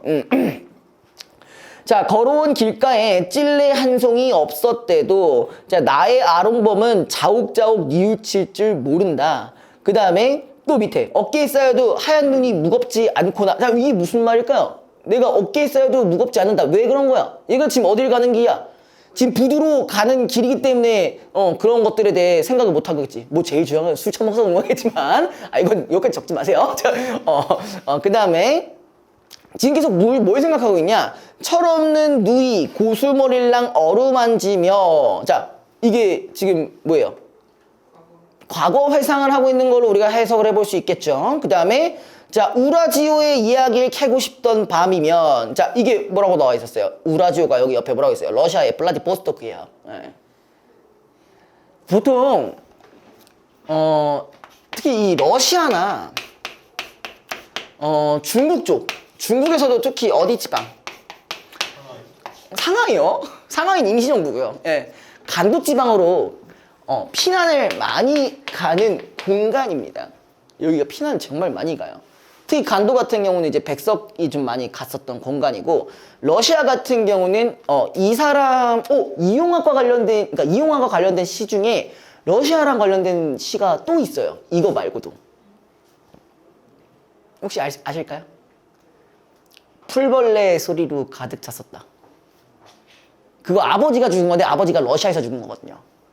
러시아로 피난 갔다가 거기서 살기도 너무 힘든 거예요. 왜냐면은 여기가 다 러시아 쪽이 다 동토잖아요. 그러니까 좀 토지가 그렇게 좋지가 않단 말이에요. 어른 땅이기 때문에 뭔가 먹고 살기도 되게 힘들었단 말이에요. 근데 거기서 이제 같이 가족들끼리 피난해서 살다가 이제 아버지가 죽는 그런 상황을 얘기한 게 그거예요. 풀벌레 소리로 가득 찼다. 그러니까 아버지가 죽었을 때 그런 소리로 가득 찬다는 얘기예요. 사실 이게 뭐야? 나도 내가 지금 어쨌든 슬프고 울고 있는 이 상황을 풀벌레 소리로 감정이입한 거지. 그냥 참고만 해주시면 돼요. 거기서도 이제 러시아 관련된 시어들이 은근히 나옵니다. 자, 아무튼 자, 우라지오의 이야기를 캐고 싶던 밤. 자, 우리가 여기가 일종의 뭐라고 했어요? 고향이라고 설정할 수 있다고 했었죠, 그쵸? 울 어머니는 서투른 마오제 말도 들려주셨다. 여기 러시아 말이라는 말이 있죠. 조름조름 귀 밝히는 눈이 잠들 때까지, 등불이 깜빡 저절로 눈 감을 때까지. 그러니까 뭐야? 여기선 다 뭔 얘기를 했다고요? 고향에 대한 일종의 회상을 했다고도 볼 수 있는 거죠. 자, 그 다음에 다시 내게로 헤어드는 어머니의 입김. 이게 이제 말을 하고 있는 상황이었던 거잖아. 그쵸? 이 입김이 무지개처럼 어질다. 나는 그 모두를 살뜰히 담았으니, 이 모두를 담았다라는 건 내가 이것들을 기억하고 있다는 얘기죠. 그죠? 그 다음에 어린 기억의 새야 귀성스럽다. 이런 게 이 새에 대해서는 지금 뭐야? 긍정적인 인식을 하고 있는 상황이고. 그 다음에 자, 거사리지 말고 마음의 은줄에 작은 날개를 털라. 근데 지금 여기까지는 지금 계속 뭐 하고 있는 거야? 고향에 대한 회상을 했다라고 한다면은, 자, 근데 그 밑에 이런 말이 있어요. 드나드는 배 하나 없는 지금. 자, 지금은 어떻다고요? 요거랑 연결이 가능하겠죠? 이런 상황. 자, 부두에 호졌선 나는 맷비둘기 아니건만 날고 싶어 달고 싶어. 그럼 여기는 어디로 날고 싶다는 거예요? 방금 얘기했던 그 고향으로 날고 싶다는 얘기겠죠. 그리고 머리에 어슴풀에 그리어진 그곳. 이 그곳도 당연히 우라지오겠죠. 우라지오의 바다는 얼음이 두텁다. 자, 그럼 얼음이 두텁다는 얘기는 뭐예요? 내가 지금 가고 싶어도 못 간다. 그치, 갈 수가 없는 그런 상황이라는 거죠. 이 복이랑 연결이 충분히 가능하겠죠. 그 다음에 자, 등대와 나와 서로 속삭일 수 없는 생각에 잠기고 밤은 얄팍한 꿈을 끝없이 꾀인다. 자, 거기 밑줄 가도 오도 못할 우라지오. 결론적으로 내가 고향을 가고 싶으면 지금은 갈 수가 없는 상황인 거지. 그 격에서 우리가 이거 말고 실제로 수능에 나왔던 이 그리움이라는 이 시도요. 여기서는 어떤 북한의 마을이 배경으로 나오거든요. 근데 거기도 어쨌든 내가 그 마을을 생각을 하지만, 그러니까 눈이 오면서 그 북쪽 마을에도 눈이 내리는가 뭐 이런 말이 있단 말이에요. 근데 거기는 지금 갈 수가 없는 상태야. 전쟁이 끝나고 나서 이제 이거니까. 휴전선 그거니까 어쨌든 갈 수가 없는 거야. 그러니까 그거 생각하면은 좀 같이 연결이 가능하겠죠. 이해됐어요? 그래서 괜찮아? 아무튼 거기서도 이런 부분들이 있으니까 같이 엮어주시면 조금 더 좋다. 넣어도 돼? 왜? 뭐? 넘어가서 된다. 자, 그 다음에 자, 그럼 그렇게 보이면은 나도 마찬가지 같은 의미라고 볼 수가 있겠죠. 그렇죠? 고향을 생각하고 있지만 어쨌든 갈 수가 없고, 그다음에 과거 해상이라는 그런 포인트가 있다고 했을 때, 자, 거기 기준으로 한번 더 볼게요. 여기서 똑같이 나왔어요. 내 유년의 7월에는, 그러니까 내가 어렸을 때는 내가 잘 자란 미루나무 한 그루 솟아오르고, 또 그 위 파란 하늘이 뭉게 구름 내려와 어린 운도장 썩 터져나갈 듯 왜 이렇게 길어 씨발 진짜 가득 차고 그러니까 여긴 지금 옛날 당시의 고향의 전경을 묘사하고 있는 포인트죠. 그냥 찬물들은 반짝이는 햇살 수면에 담아 쉼없이 흘러갔다. 냇물아 흘러 어디로 가. 잠깐만, 여기서 뭐가 나왔어? 도노법 나왔죠? 도노법 나왔고요. 그다음에 청자 존재하고 있죠. 그다음에 착한 노래들도 물고기들과 함께 큰 강으로 헤엄쳐 가버리면 과수원을 지나온 달콤한 바람은 미루나무 손들을 흔들어 차르르 음성장징어도 나왔네요. 그죠? 내 겨드랑이에도 간지러운 새잎이 돋고 물 아래까지 헤엄쳐가 누워 바라보는 하늘 위로 삐뚤삐뚤 헤엄쳐 달아나던 미루나무 한 그루. 자, 근데 여기서 이런 말이 있었어요. 겨드랑이에도 간지러운 새잎이 돋고라는 얘기는 이건 무슨 의미일까? 무슨 의미일까? 갑자기? 물알체라기보다는 그냥 뭐 이런 정도로 볼 수가 있죠. 그러니까 그런 고향이라는 그 곳에는 어쨌든 이상적 공간이기 때문에 이런 생명력이 지금 돋아나고 있고. 겨털 생각하면 안 돼요. 알겠죠? 겨털 아니에요. 그 다음에 미루나무 한 그루가 또 보이고. 근데 지금까지의 얘기들은 다 뭐예요? 그때 당시에 고향의 전경을 단순히 묘사하고 있는 상황이죠. 그쵸? 그 다음에 달아나지 마 미루나무야 이렇게 보세요. 일단 여기서도 뭐야? 명령형 어미가 쓰여 있죠. 자, 그 다음에 귀에 들어간 물을 뽑으러 햇살에 데워진 둥근 돌을 골라 귀를 가져가 대면은 허기보다 먼저 온몸으로 퍼져오던 따뜻한 호수. 그러니까 이 고향에서 내가 낮잠을 잤던 뭐 그런 이제 추억들도 가지고 있는 거겠죠. 그죠? 그 다음에 점점 무거워져 오는 눈꺼풀 위로 멀리 누나가 다니는 분교의 풍금소리 쌓이고 미루나무 그늘 안에서 7월은 더위를 잊은 채 깜빡 잠이 들었다. 근데 이제 제목 자체가 흑백 사진이고 7월이라고 된 거 보니까 확실히 그냥 이거야. 우리 여기서 나온 거는 그냥 유년 시절에 대한 고향의 정경이나 혹은 단순히 이 친구가 겪었던 추억 정도로만 파악하시면 되겠네요. 그럼 이제 여기서 이제 문제는 어떻게 접근을 하셔야 되냐? 뭐 일단 여기에 있는 뭐 표현상의 부분들, 뭐 A나 뭐 B나 이런 거부터 네, 그런 것들을 기준으로 좀 보시면 되겠네요. 요거는 제가 다 해드릴게요.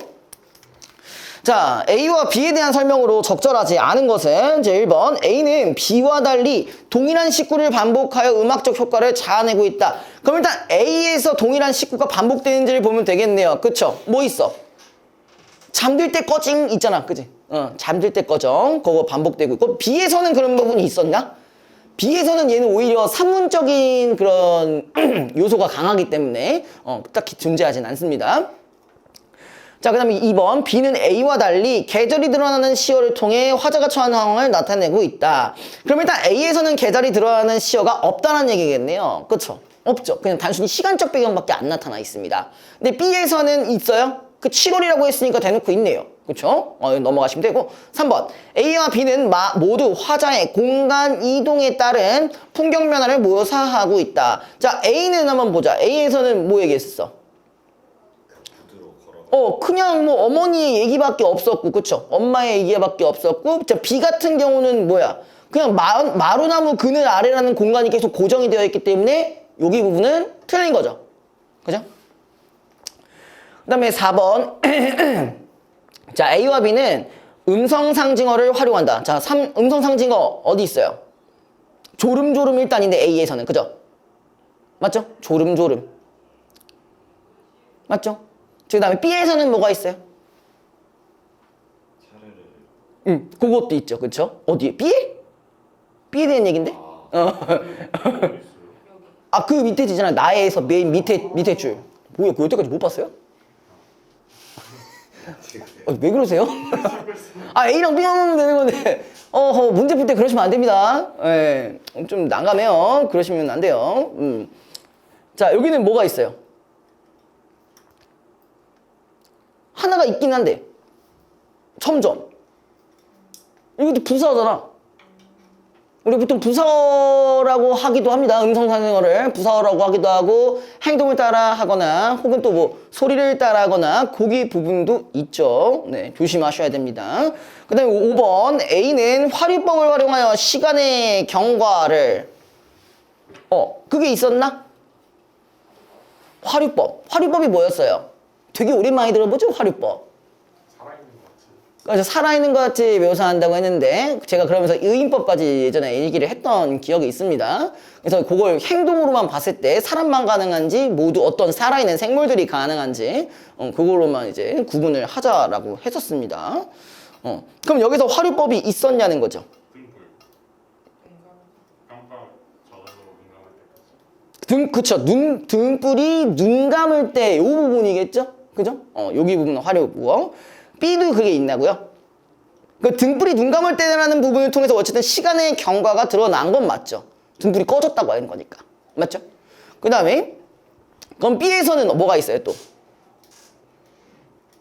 이런 말이 있었어요. 7월은 더위를 잊은 채 잠이 들었다. 그치? 7월은 잠이 들었다라고 했으니까 이것도 생명을 불어넣은 거라고 볼 수가 있는 거지. 그죠? 그래서 5번도 맞는 말이고요. 그러니까 이런 것들을 지금 설명으로 이렇게 나왔을 때 각각 대응을 한번 시켜주셔야 된다는 얘기예요. 특히 이런 건 연습을 많이 되면 될수록 여러분들이 훨씬 더 편합니다.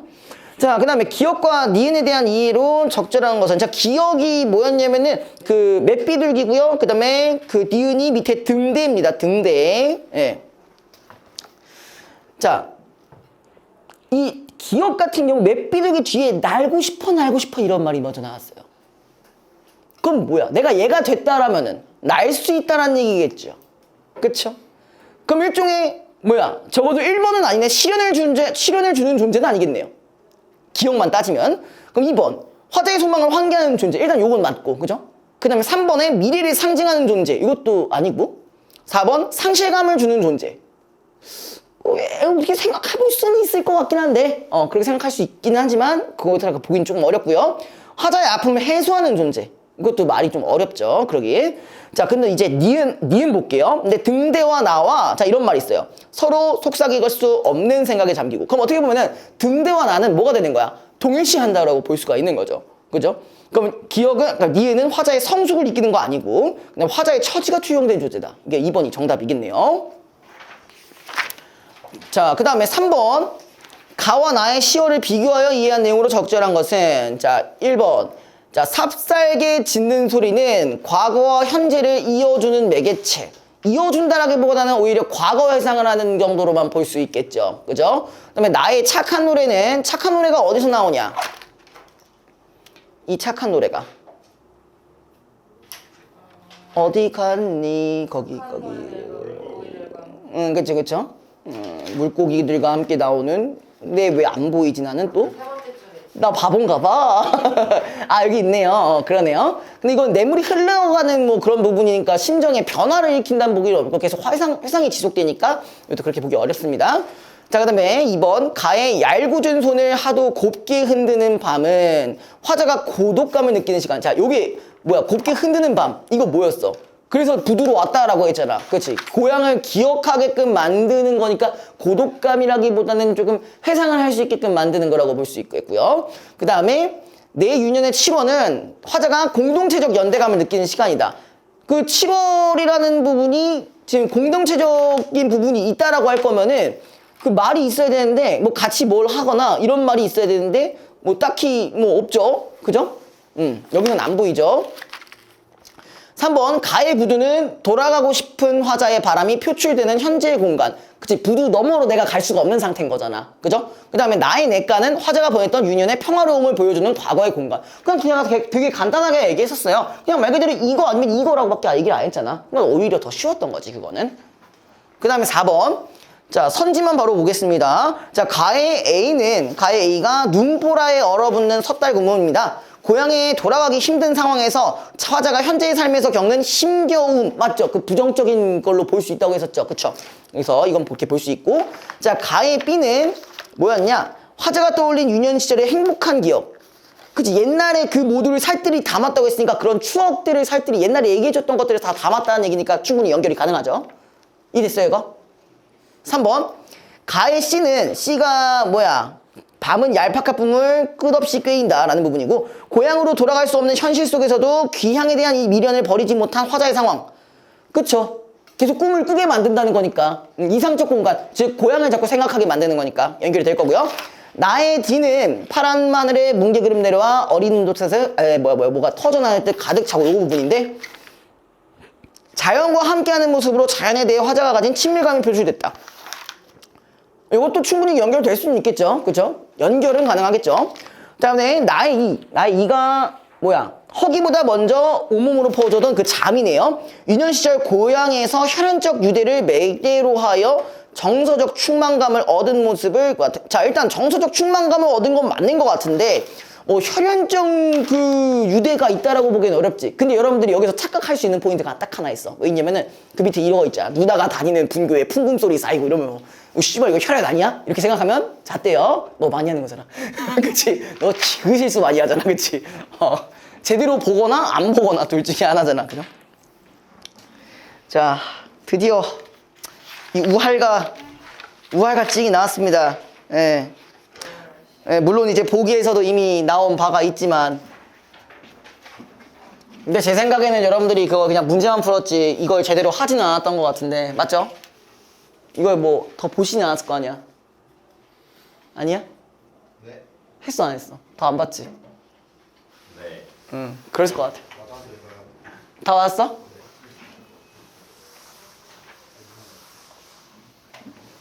아 아쉽네요. 이걸 2주 차에 넣었어야 되는데 아직도 아쉽습니다. 왜 왜? 여운이 많이 남으시고. 아 존나 영 많이 남지. 이게 약간 그게 있어요. 그 작품을 하나라도 적중을 하면 뽕이 차오릅니다, 솔직히. 왜? 약간 그 수학이랑 좀 다른 느낌이죠. 이 내가 문학했던 이 작품이 딱 그대로 나왔어. 아 개꿀. 약간 이런 느낌. 내가 하나 맞췄다. 그래서 이제 그런 게 있습니다. 실력 쓰면 압박이 좀 덜해지는 거예요. 저한테 압박 안 주는데? 아 그래요? 나한테 뭐 압박이 뭐가 있어? 뭐 있어? 얘기하냐? 뭐가 있었구만.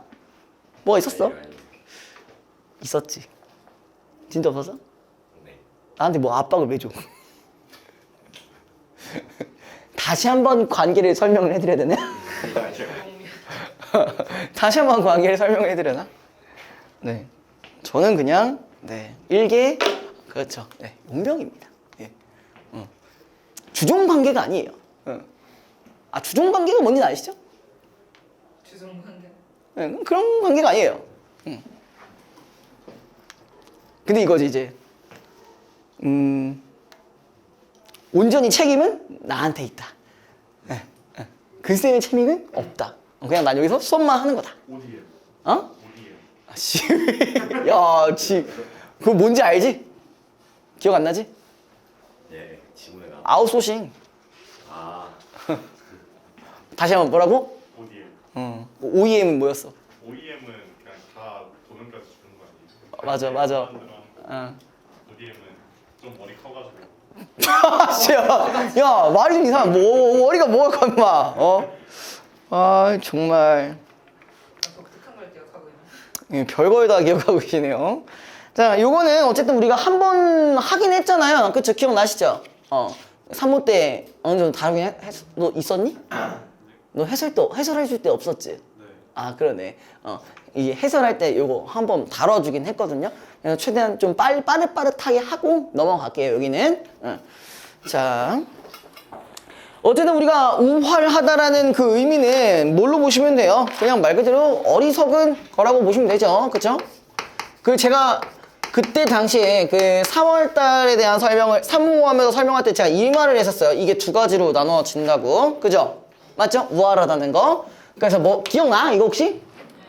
왜 안 나? 왜 안 나? 기억이 안 나면 어떻게 지금 우리 이거 한지 2주도 안 됐는데.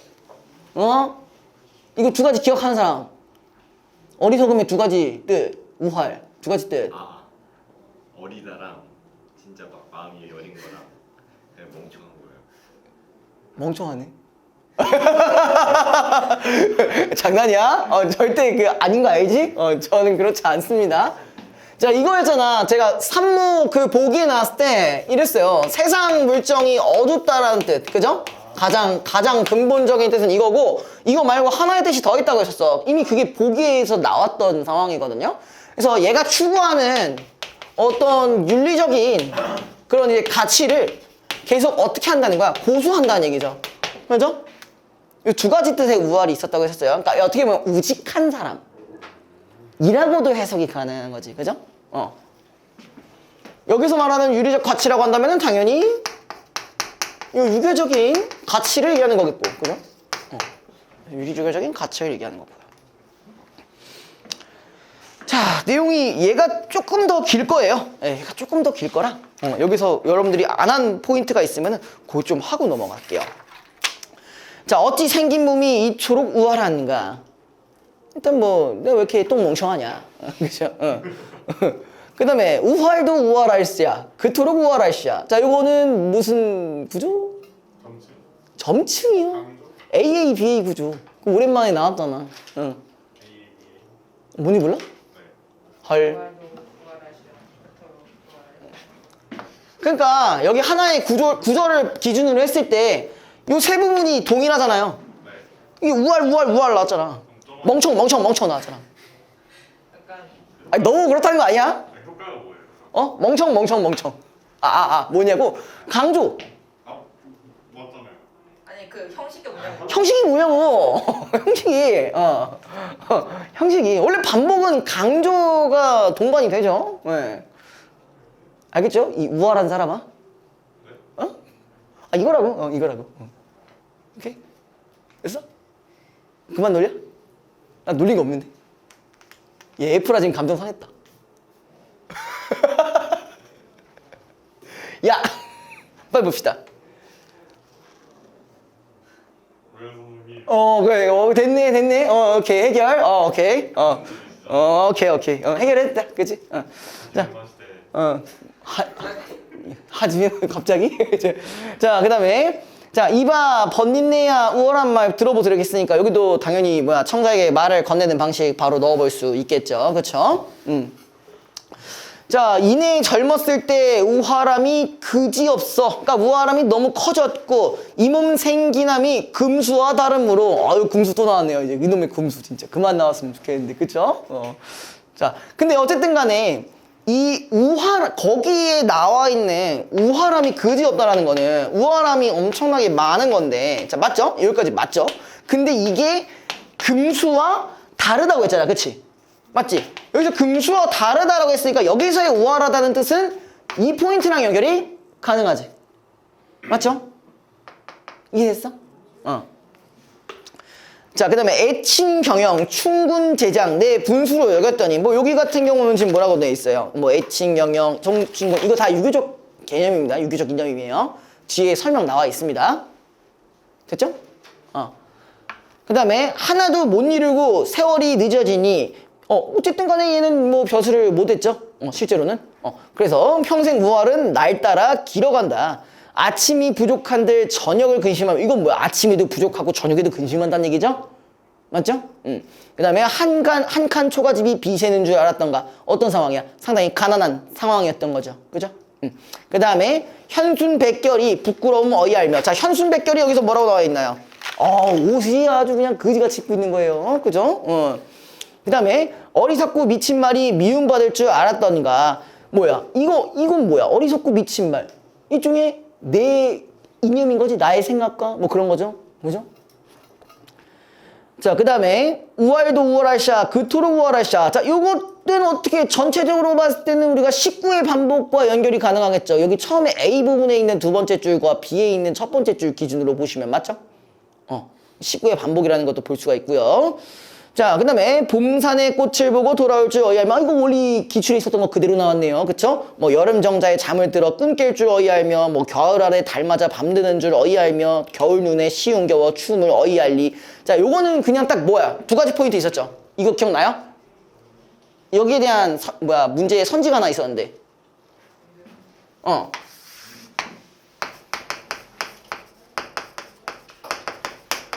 계절적인 배경을 활용해서 이런 자연에서의 어떤 삶을 묘사했다. 이런 말이 있었잖아. 알겠어요? 아무도 기억 안 나시고요. 기억 좀 할 법한데. 왜 성현이 왜 봐? 이은지 왜 봐? 이은지 왜 봐? 안 봤어? 기억나? 안 나겠죠? 21번. 그죠? 자, 그 다음에 사시가경에 어찌할 줄 모르다라는 부분을 봤을 때, 여기서 내가 자연 친화적인 그런 부분들 하고 있구나, 이런 얘기고. 그다음에 말로에 버린 몸이 무슨 일을 염려할까? 얘가 지금 상당히 늙은 상황이죠. 맞죠? 그 다음에 세속의 시비 듣도 보도 못하다. 야, 이거 은근히 여러분들 해석 못해가지고 틀렸던 문제가 있었죠. 그죠? 세속의 시비 듣도 보도 못한다. 이거 그냥 내가 속세를 아예 못 본다는 게 아니라 내가 차단을 했다는 거잖아. 12가 살인문이죠. 네, 살인문. 문. 그래서 이 몸의 처지에 100년을 근심할까? 이 근심을 한다는 게 뭐예요? 듣도 보도 못하니까 근심을 한다는 얘기야, 안 한다는 얘기야? 근심할 일이 없다는 얘기였죠? 이게 세속의 어지러운 그 선지 그 얘기 잘못해가지고 틀린 적이 있었죠? 그죠? 자, 넘기시고. 자, 우월할샤, 우월할샤 여기도 똑같죠? 그럼 여기서도 계속 어떤 19의 반복이 드러난다는 걸 알 수가 있고요. 자, 아침에 누웠고 낮에도 존나 부러운 사람인데? 낮에도 눕고 아침에도 눕고 개쩌는데요. 자, 하늘이 준 우화를 내 설마 어이하리. 자, 그럼 여기 하늘이 준 우활 동그라미 쳐주시고요. 자, 이게 우리가 하늘이 줬다라는 의미는요, 일종의 뭘로 생각하고 있다는 거예요? 운명으로 생각하고 있다는 거죠. 그죠? 이 운명이라는 것이 이제 아까 얘기했던 요 포인트랑 연결이 가능한 거죠. 그죠? 여기서의 우활은 이렇게 이제 해석이 가능하다.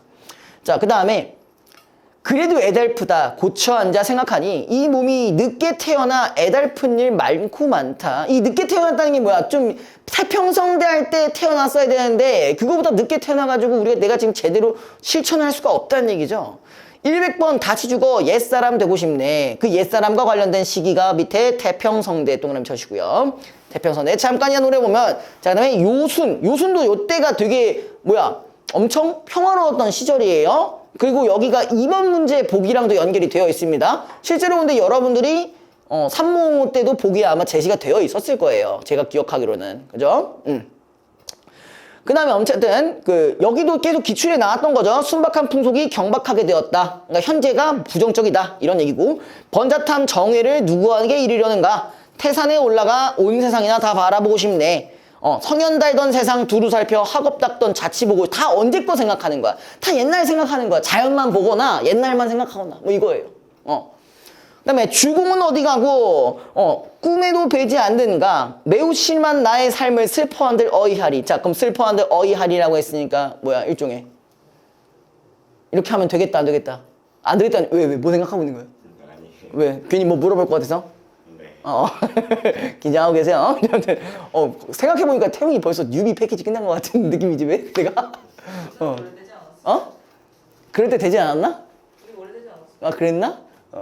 갑자기 이제 물어본다고 하니까 물어보는 그런 느낌을 가지니까 이제 약간 긴장을 하시네요. 자 그다음에 자 만리에 눈 뜨고 태고의 뜻을 두니 이 태고라는 거는 우리가 일종의 뭐라고 볼 수 있을까요? 완전 옛날의 뜻을 뒀잖아. 그럼 옛날 당시에 그 요순 때의 뭐야 평화로움 그걸 얘기하는 거잖아. 그때 뭘 할 수 있다는 거야. 이런 것들을 할 수가 있었다는 거잖아. 아니야? 잘 모르겠어? 이해하고 있어요. 아 이해가 안 되는 거야 그러면? 하고 있어요. 이제. 하고 있다는 건 안 되고 있다는 얘기인데. 아 그러니까 뭐냐면은 지금 현실에서는 이걸 하지 못해서 삶이 좀 그렇잖아. 근데 옛날엔 이런 것들을 열심히 할 수 있었다며 이때 당시에. 그걸 맥락상으로 봤을 때 태고를 생각한다는 건 그때 당시 좋은 시절을 생각 한마디로 이게 가능했던 시절을 생각했다는 거지. 됐어? 오케이. 자 그다음에 세상에 혼자 깨어 누구에게 말을 할까? 그러니까 지금 뭐야? 이 세상이라는 게 지금 좀 혼탁한 세상을 얘기하는 거겠죠. 그렇죠? 내가 이룰 수 없는 삶. 맞죠? 왜 잘 모르겠어? 이해 돼? 안 돼? 안 돼요. 아이씨 뭐야? 동균이 이해 돼? 뭐야? 갑자기 반응이 없어. 응. 근데 태고가 뭐예요? 태초. 맞죠. 태초, 태고. 완전 옛날. 그겁니다. 아, 그래서 그랬구나. 알겠어요. 자, 그 다음에. 자, 누구한테 말을 할까 하면서 얘가 약간 일종의 탄식 같은 거잖아요. 맞죠? 그 다음에 축타의 말솜씨를 이제 배워 어이하며. 이 축타가 뭐야, 뭐, 이런 거 지금 배워서 뭐 하냐? 그지? 지금 애초에 벼슬도 못 들어가는데. 그죠? 그 다음에 승조의 미모를 얼근 낯에 잘 앓는가? 좀 잘 본 거지? 할이 리을 잘못 봐가지고 지금 미친놈인가 이러고 있었는데. 자, 그 다음에 산에 나는 풀거염에 어디서 얻어먹으려뇨. 미움받고 사랑받지 못함이 다 우활의 탓이로다. 자, 여기에서의 우활은 이제 위에 거겠죠? 그죠? 이리 헤아리고 저리 헤아리고 다시 헤아리니 평생의 모든 일이 우활 아닌 일 없도다. 자, 여기서 지금 뭐가 들어가냐. 성찰적 태도 들어가죠. 이렇게 헤아린다라는 말을 했으니까.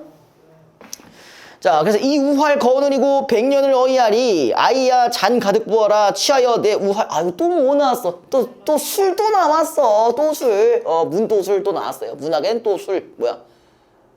일시적 갈등 해도. 그죠? 이렇게 연결시키면 된다 했었어요. 자, 그 다음에 이거는 2번 보고 2번 4번만 볼게요. 자, 2번 보기를 바탕으로 요순에 대한 화자의 인식을 설명한 내용으로 적절하자. 일단 화자의 인식이 요순에 대해서 어떻게 했어요? 긍정적이겠죠? 맞죠? 요순시대는 중국 상고시대의 성군인 요임금과 순임금이 다스리던 시대를 통치하는 말로 이상적인 정치가 베풀어져 일단 거기 밑줄 평화롭게 살았던 태평성대. 근데 이상적인 정치라고 됐으니까 어떻게 보면 일종의 뭐 윤리적 가치가 잘 이루어진 그런 시대라고 볼 수 있겠죠. 맞죠? 자, 그걸 기준으로 보면은 자, 자신 또한 요순 일어를 쬐을 수 있었다면은 이 몸이 늦게 일어나 겪는 수많은 애달픈 일이 조금이나마 줄었을 것이라 여기고 있다. 그럼 연결되겠죠. 긍정적인 인식이라고 있었으니까. 바로 연결 가능하냐? 됐어? 태국이 됐죠? 응. 2번.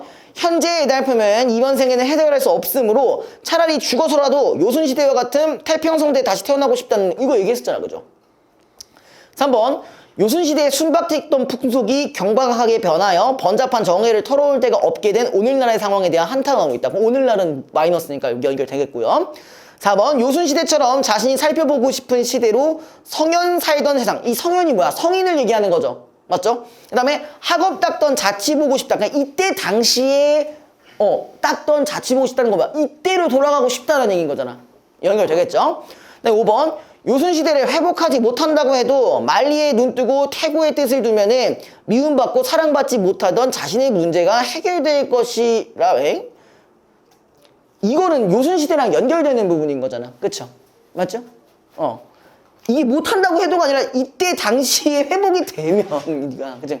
이게 뭐 틀린 거죠. 그러니까 자, 그 다음에 넣은 거 하시고 4번 문제 볼게요. 자, 4번에 보기 보시면은 이 작품이 창작된 조선 중기 제도권 중심부에 놓여있던 사족들과 주변부에 놓여있던 사족들은 경제적 여건이나 사회적 위상에서 적지 않은 차이가 있었다. 그러니까 다 같은 양반인데 벼슬을 하고 있는 사람과 그렇지 못한 사람의 차이예요.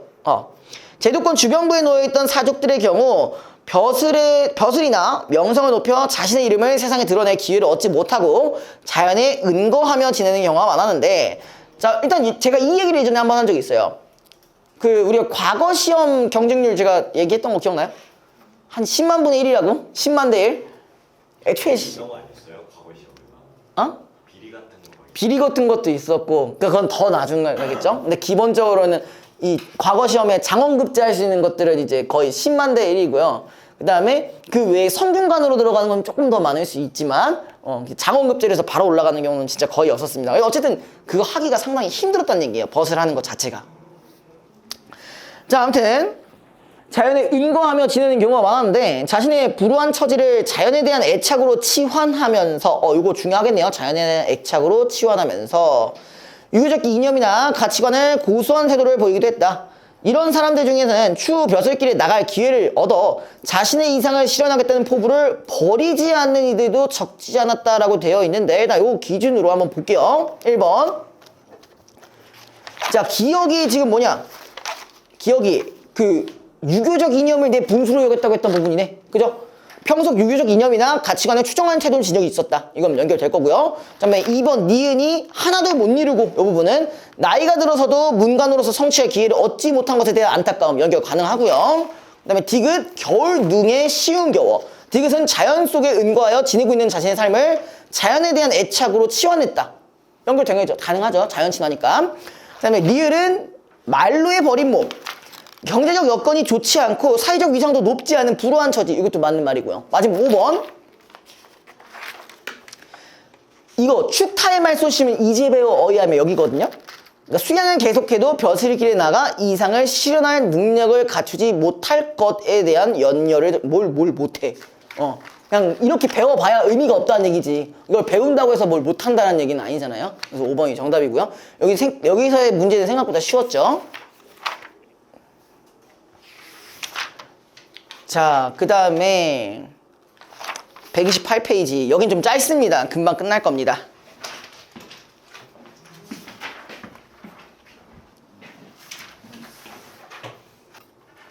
규정기는 유배를 간 글쓴이가 정자를 짓고 그 이름을 규정이라고 붙인 이유를 기록한 글이다 라고 했어요. 규정이라고 붙인 이유. 제가 근데 보통 이제 문학부분들 얘기할 때 제가 이제 수필은 좀 많이 안 하는데 너무 안 할 수는 없으니까 그래서 중간중간 하나 넣어놨어요. 글쓴이는 손님의 질문에 답하는 방식으로 이러니까 질문에 답하는 방식이라는 거는 어쨌든 일종의 대화 형식이라고도 볼 수가 있는 부분이죠. 그가 지닌 특정한 대상에 대한 통념을 비판하고 잠깐 하나 또 뭐가 있어? 통념을 비판한다는 부분도 있었네요. 통념 비판. 그 다음에 대상과 자신을 동일시하려는 태도를 드러낸다. 그럼 세 가지 포인트. 일단 첫 번째, 대화 형식. 그 다음에 두 번째는 아까 통념이라고 했죠. 통념을 비판한다는 거 있었고, 그 다음에 세 번째는 또 하나 뭐 있었냐? 대상과 자신이 동일시됐다고 했어요. 요런 구조도 갖고 가시면 되겠네요. 그 다음에 이를 통해 그는 자신이 지향하는 삶의 자세. 자, 거기 밑줄 쳐보자. 자, 지향하는 삶의 자세. 우리 보통 수필의 기본적인 구조죠. 그죠? 수필의 기본적인 구조입니다. 일반적으로. 그러니까 뭐야? 작가의 경험한 것을 바탕으로 깨달음을 얻었다는 부분. 그 깨달음이 보통 이상적인 부분이랑 연결이 가능하겠죠. 그죠? 지향하는 삶. 자, 다시 넘겨보시고요.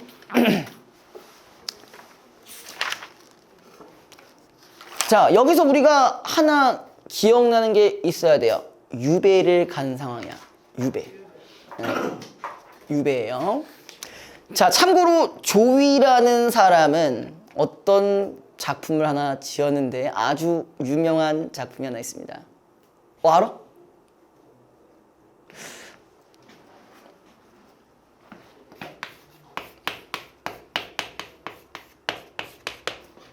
이거 들어본 적 있어요? 분노로 가득 찬 노래라면서 자기가 유배 가는 거에 대해서 되게 억울하고 막 분노했던 약간 그런 작품이 하나 있어요. 들어만 봤죠. 아, 이것까지 기억하는 사람은 님들은 1등급이에요. 1등급이 뭐야? 0.5%까지 가능해. 이거 아는 게 더 신기한 거야. 괜찮아. 모를 수 있어. 그냥 알고 있으라고. 이런 게 있다. 아마 여러분들이 이제 과제를 좀 푸시다 보면은 그런 포인트가 아마 나올 겁니다. 자, 일단 보시면요. 내가 의주로 귀향 간 이듬해 여름이었는데 새든 집이 낮고 좁아서 덥고 답답함을 참을 수가 없었다. 그래서 채소밭에서 조금 높고 바람이 잘 통한 것을 골라 석가래 몇 개로 정자를 얽고 띠로 지붕을 덮어놨으니 6사람은 앉을만 했다. 옆집과 나란히 붙어서 몇 자도 떨어지지 않았는데 채소밭이라고 해야 폭이 겨우 8발인데 단지 해바라기 수십 포기가 푸른 줄기에 부드러운 잎을 훈풍에 나부끼고 있을 뿐이었다. 그걸 보고 이름을 규정이라고 했다. 이 규정기라는 게 이제 뭐야? 해바라기라는 뜻이네요. 그죠? 해바라기. 해바라기 정자. 자, 손님 가운데 나에게 묻는 이가 있었다. 자, 저 해바라기는 식물 가운데 보잘것없는 것입니다. 옛날 사람들은 여러 가지 풀이나 나무 또는 꽃 가운데서 어떤 이는 그 특별한 풍치를 높이 사기도 하고 어떤 이는 향기를 높이 치기도 했습니다. 그래서 많은 이들이 소나무, 대나무, 매화, 국화, 난이나 해초로 자기가 사는 집에 이름을 지었지. 자, 여기서 말하고자 하는 건 뭐야? 하찮은 식물이라는 거죠. 일반적인 통념이라는 거는 뭐예요? 해바라기가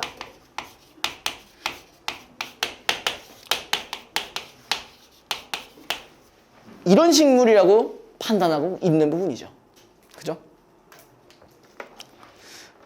자, 그 다음에 아직까지 들어보지 못했는데 당신은 해바라기에서 무엇을 높이 사신 겁니까? 이에 대한 말씀이 있으십니까? 라는 부분, 그 다음 게 이제 대화 형식이겠죠. 내가 그 말에 이렇게 대답했다. 사물이 한결같지 않은 것은 그리 타고나서 그런 것입니다. 귀하고 천하고 가볍고 무겁고 하여 만에 하나라도 같은 것이 없습니다. 저 해바라기는 식물 가운데 연약하고 보잘것없는 것인데 사람이 비유하면은 더럽고 변변치 못하여 이보다 못한 것이 없는 것과 같습니다. 소나무, 대나무, 매화, 국화, 난초, 해초는 식물 가운데 굳고도 세어서 특별한 풍치가 있거나 향기를 지닌 것들이다. 사람에 비유하면 무리에서 뛰어나며 세상에 우뚝 홀로서서 명성과 덕망이 우뚝한 것과 같습니다. 자, 여기서 지금 보면은 아마 그 뒤에 이런 말이 나오겠죠. 발상의 전환이 드러나겠죠. 내가 지금 황량하고 머나면 적막한 바닷가로 쫓겨나서, 어쨌든 얘는요, 유배를 당한 상황이니까 얘도 어떤 존재라고 볼 수 있어. 본인이 본인을 이렇게 볼 수도 있는 거겠죠. 맞죠? 자, 그 다음에 사람들은 천히 여겨 사람 대접을 하지 않고, 이거 왜 그런지 알아? 유배지 가면 왜 사람들이 사람 대접 안 해주는지 알아? 맞아. 얹혀 살아야 되니까. 밥이고, 그러니까 일단 집에는 얹혀 살아야 되고 밥도 원래 얻어 먹어야 돼. 그래서 처음에는 잠깐 해주긴 하는데 나중 되면 야, 이 씨발, 야, 가서 동장이도 좀 해고 와. 밥은 네가 알아서 먹어야지. 씨발 내가 이런 거 다 해줘야 돼. 이렇게 되는 거예요. 아니 생각해봐. 여러분들이 잘 평화롭게 가족들끼리 살고 있는데 갑자기 어떤 범죄자가 들어왔어. 정치범. 말 안 하면 그러니까 통보하고 들어오는 거야. 경찰청에서 갑자기 전화 와. 야 너네 집에 정치 범죄 했던 애 하나 들어가거든? 알고 있어? 이렇게 되는 거예요. 그러니까 이런 식으로 통보식으로 된단 말이야. 그러다가 돈을 주냐? 그것도 아니야. 그러니까 빡치지. 그 받은 사람들 입장에서는. 갑자기 없는 식구가 들어오는데 빡쳐 안 빡쳐. 야 밥이 1인분이 더 늘어나잖아. 그지? 정철 오면 환영해야 되는 거 아니야? 정철은 걔는 좀 다르지. 걔 좀 다른 느낌이었지. 걔는 뭐였냐? 얘는 그냥 이런 말 했어요. 마을 촌장한테 가서 뭐라 했냐? 나 지금 유배 왔는데, 내가 여기서 좀 어떻게 좀 잘 해주면 내가 저기 그 강남 쪽에 그 금싸라기 땅 하나 줄게 이랬잖아. 걔는 그럴 수가 없지. 땅 준다는데 어떻게 안 그래? 야 돈 준다는데 어떻게 거절해? 야 강남 금싸라기 땅에 거절해? 안 돼. 야 한 평만 사도 개이득이야. 그죠? 개이득이란 말이에요. 그래서 그거는 좀 다른 부분이죠. 자 아무튼 내가 소나무나 대나무 같은 것으로 나의 정자 이름을 짓고자 한다 해도 또한 그 식물들의 수치가 되고 사람들의 비웃음거리가 되지 않겠습니까? 그러니까 내가 안 그래도 유배되고 그런 상황인데 내가 굳이 대나무 집이라고 하면은 사람들이 아유 저 병신이라고 생각을 했다는 얘기잖아. 그죠? 자 그래서 버림받은 사람으로서 천한 식물로 짝하고 먼 데서 찾지 않고 가까운 데서 취했으니 이것이 나의 뜻입니다.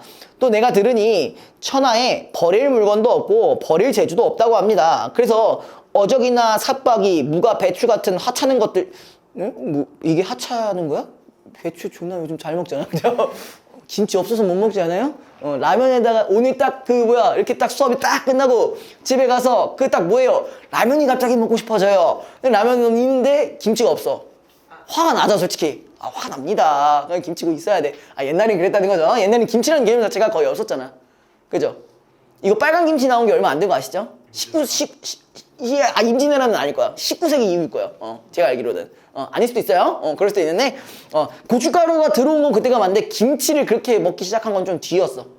빨간 음식이 나오는 거 자체가 좀 되게 나중에 나왔어요.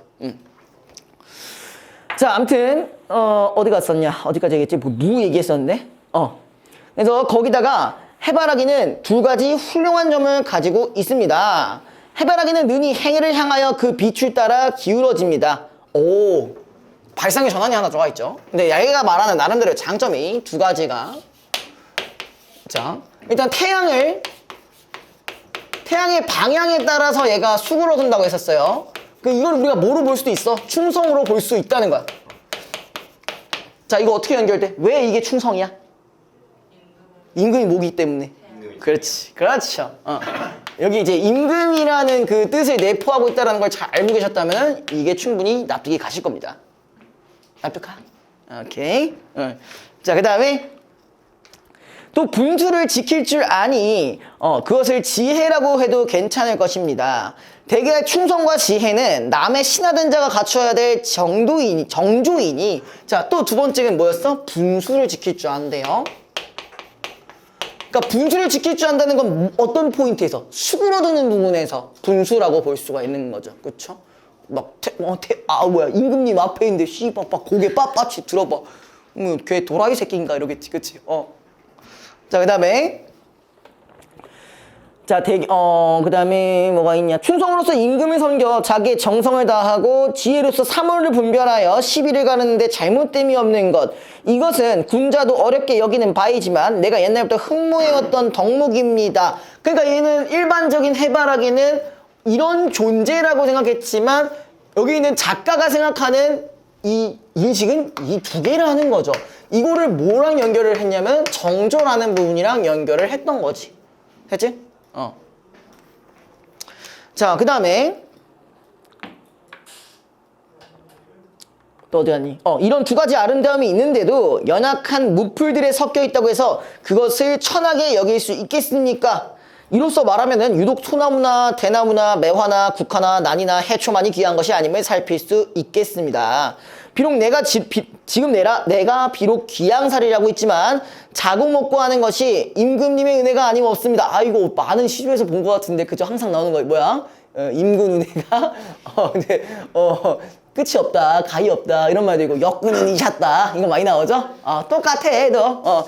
낮잠을 자고 일어나 밥을 한술 뜨고 심휴문이나 사마군실의 시를 읊을 때마다 해를 향하는 마음을 스스로 그칠 수가 없었으니 해를 향하는 마음이 임금에 대한 충성이겠죠? 그 다음에 해바라기로 나의 정자의 이름을 지은 것이 어찌 아무런 근거도 없다 하겠습니까? 손님이 말했다. 나는 하나는 알고 둘은 알지 못했는데 그때 정자의 이야기를 듣고 보니 더할 것이 없어졌소이다. 그러고는 배를 잡고 웃으면서 가버렸다. 뭐 김인현 6월 상순에 적는다. 그러면서 끝났네요. 그죠? 자, 이건 3번만 하고 마무리하겠습니다. 자, 한문 수필 했고요. 그 다음에 선지만 하고 끝낼게요. 자, 1번. 저 해바라기는 식물 가운데 보잘것없는 것입니다. 라는 손님의 말은 해바라기를 한창케 여기는 통념. 이거 맞죠? 2번. 당신은 해바라기에서 무엇을 높이 사신 겁니까? 라고 손님의 말은 글쓴이가 정자의 이름을 지은 이유에 답하는 객에 해당한다. 우리 솔직히 수필 자체는 어렵지가 않아요. 수필은 결국 문제를 낼 게 딱 2개밖에 없어요. 첫 번째, 내용적인 거. 그럼 2번째, 뭐야? 전달하고자 하는 어떤 방법에 대한 얘기.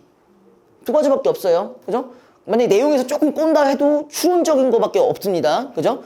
3번, 지금 황량하고 머나먼 적막한 바닷가로 뚜껑한 신세이므로 천안식물로 짝하겠다는 글쓴이의 말은 대상을 자신과 그치. 해바라기도 그런 속성이 있고 자기도 그렇다는 얘기잖아. 그죠? 4번, 충성이라고 해도 괜찮을 것이라고 지혜라고 해도 괜찮을 것이라는 글쓴이의 말은 유배지에 있는 글쓴이가 지향하는 삶의 자세를 나타낸 거다. 이것도 맞을 것이고요.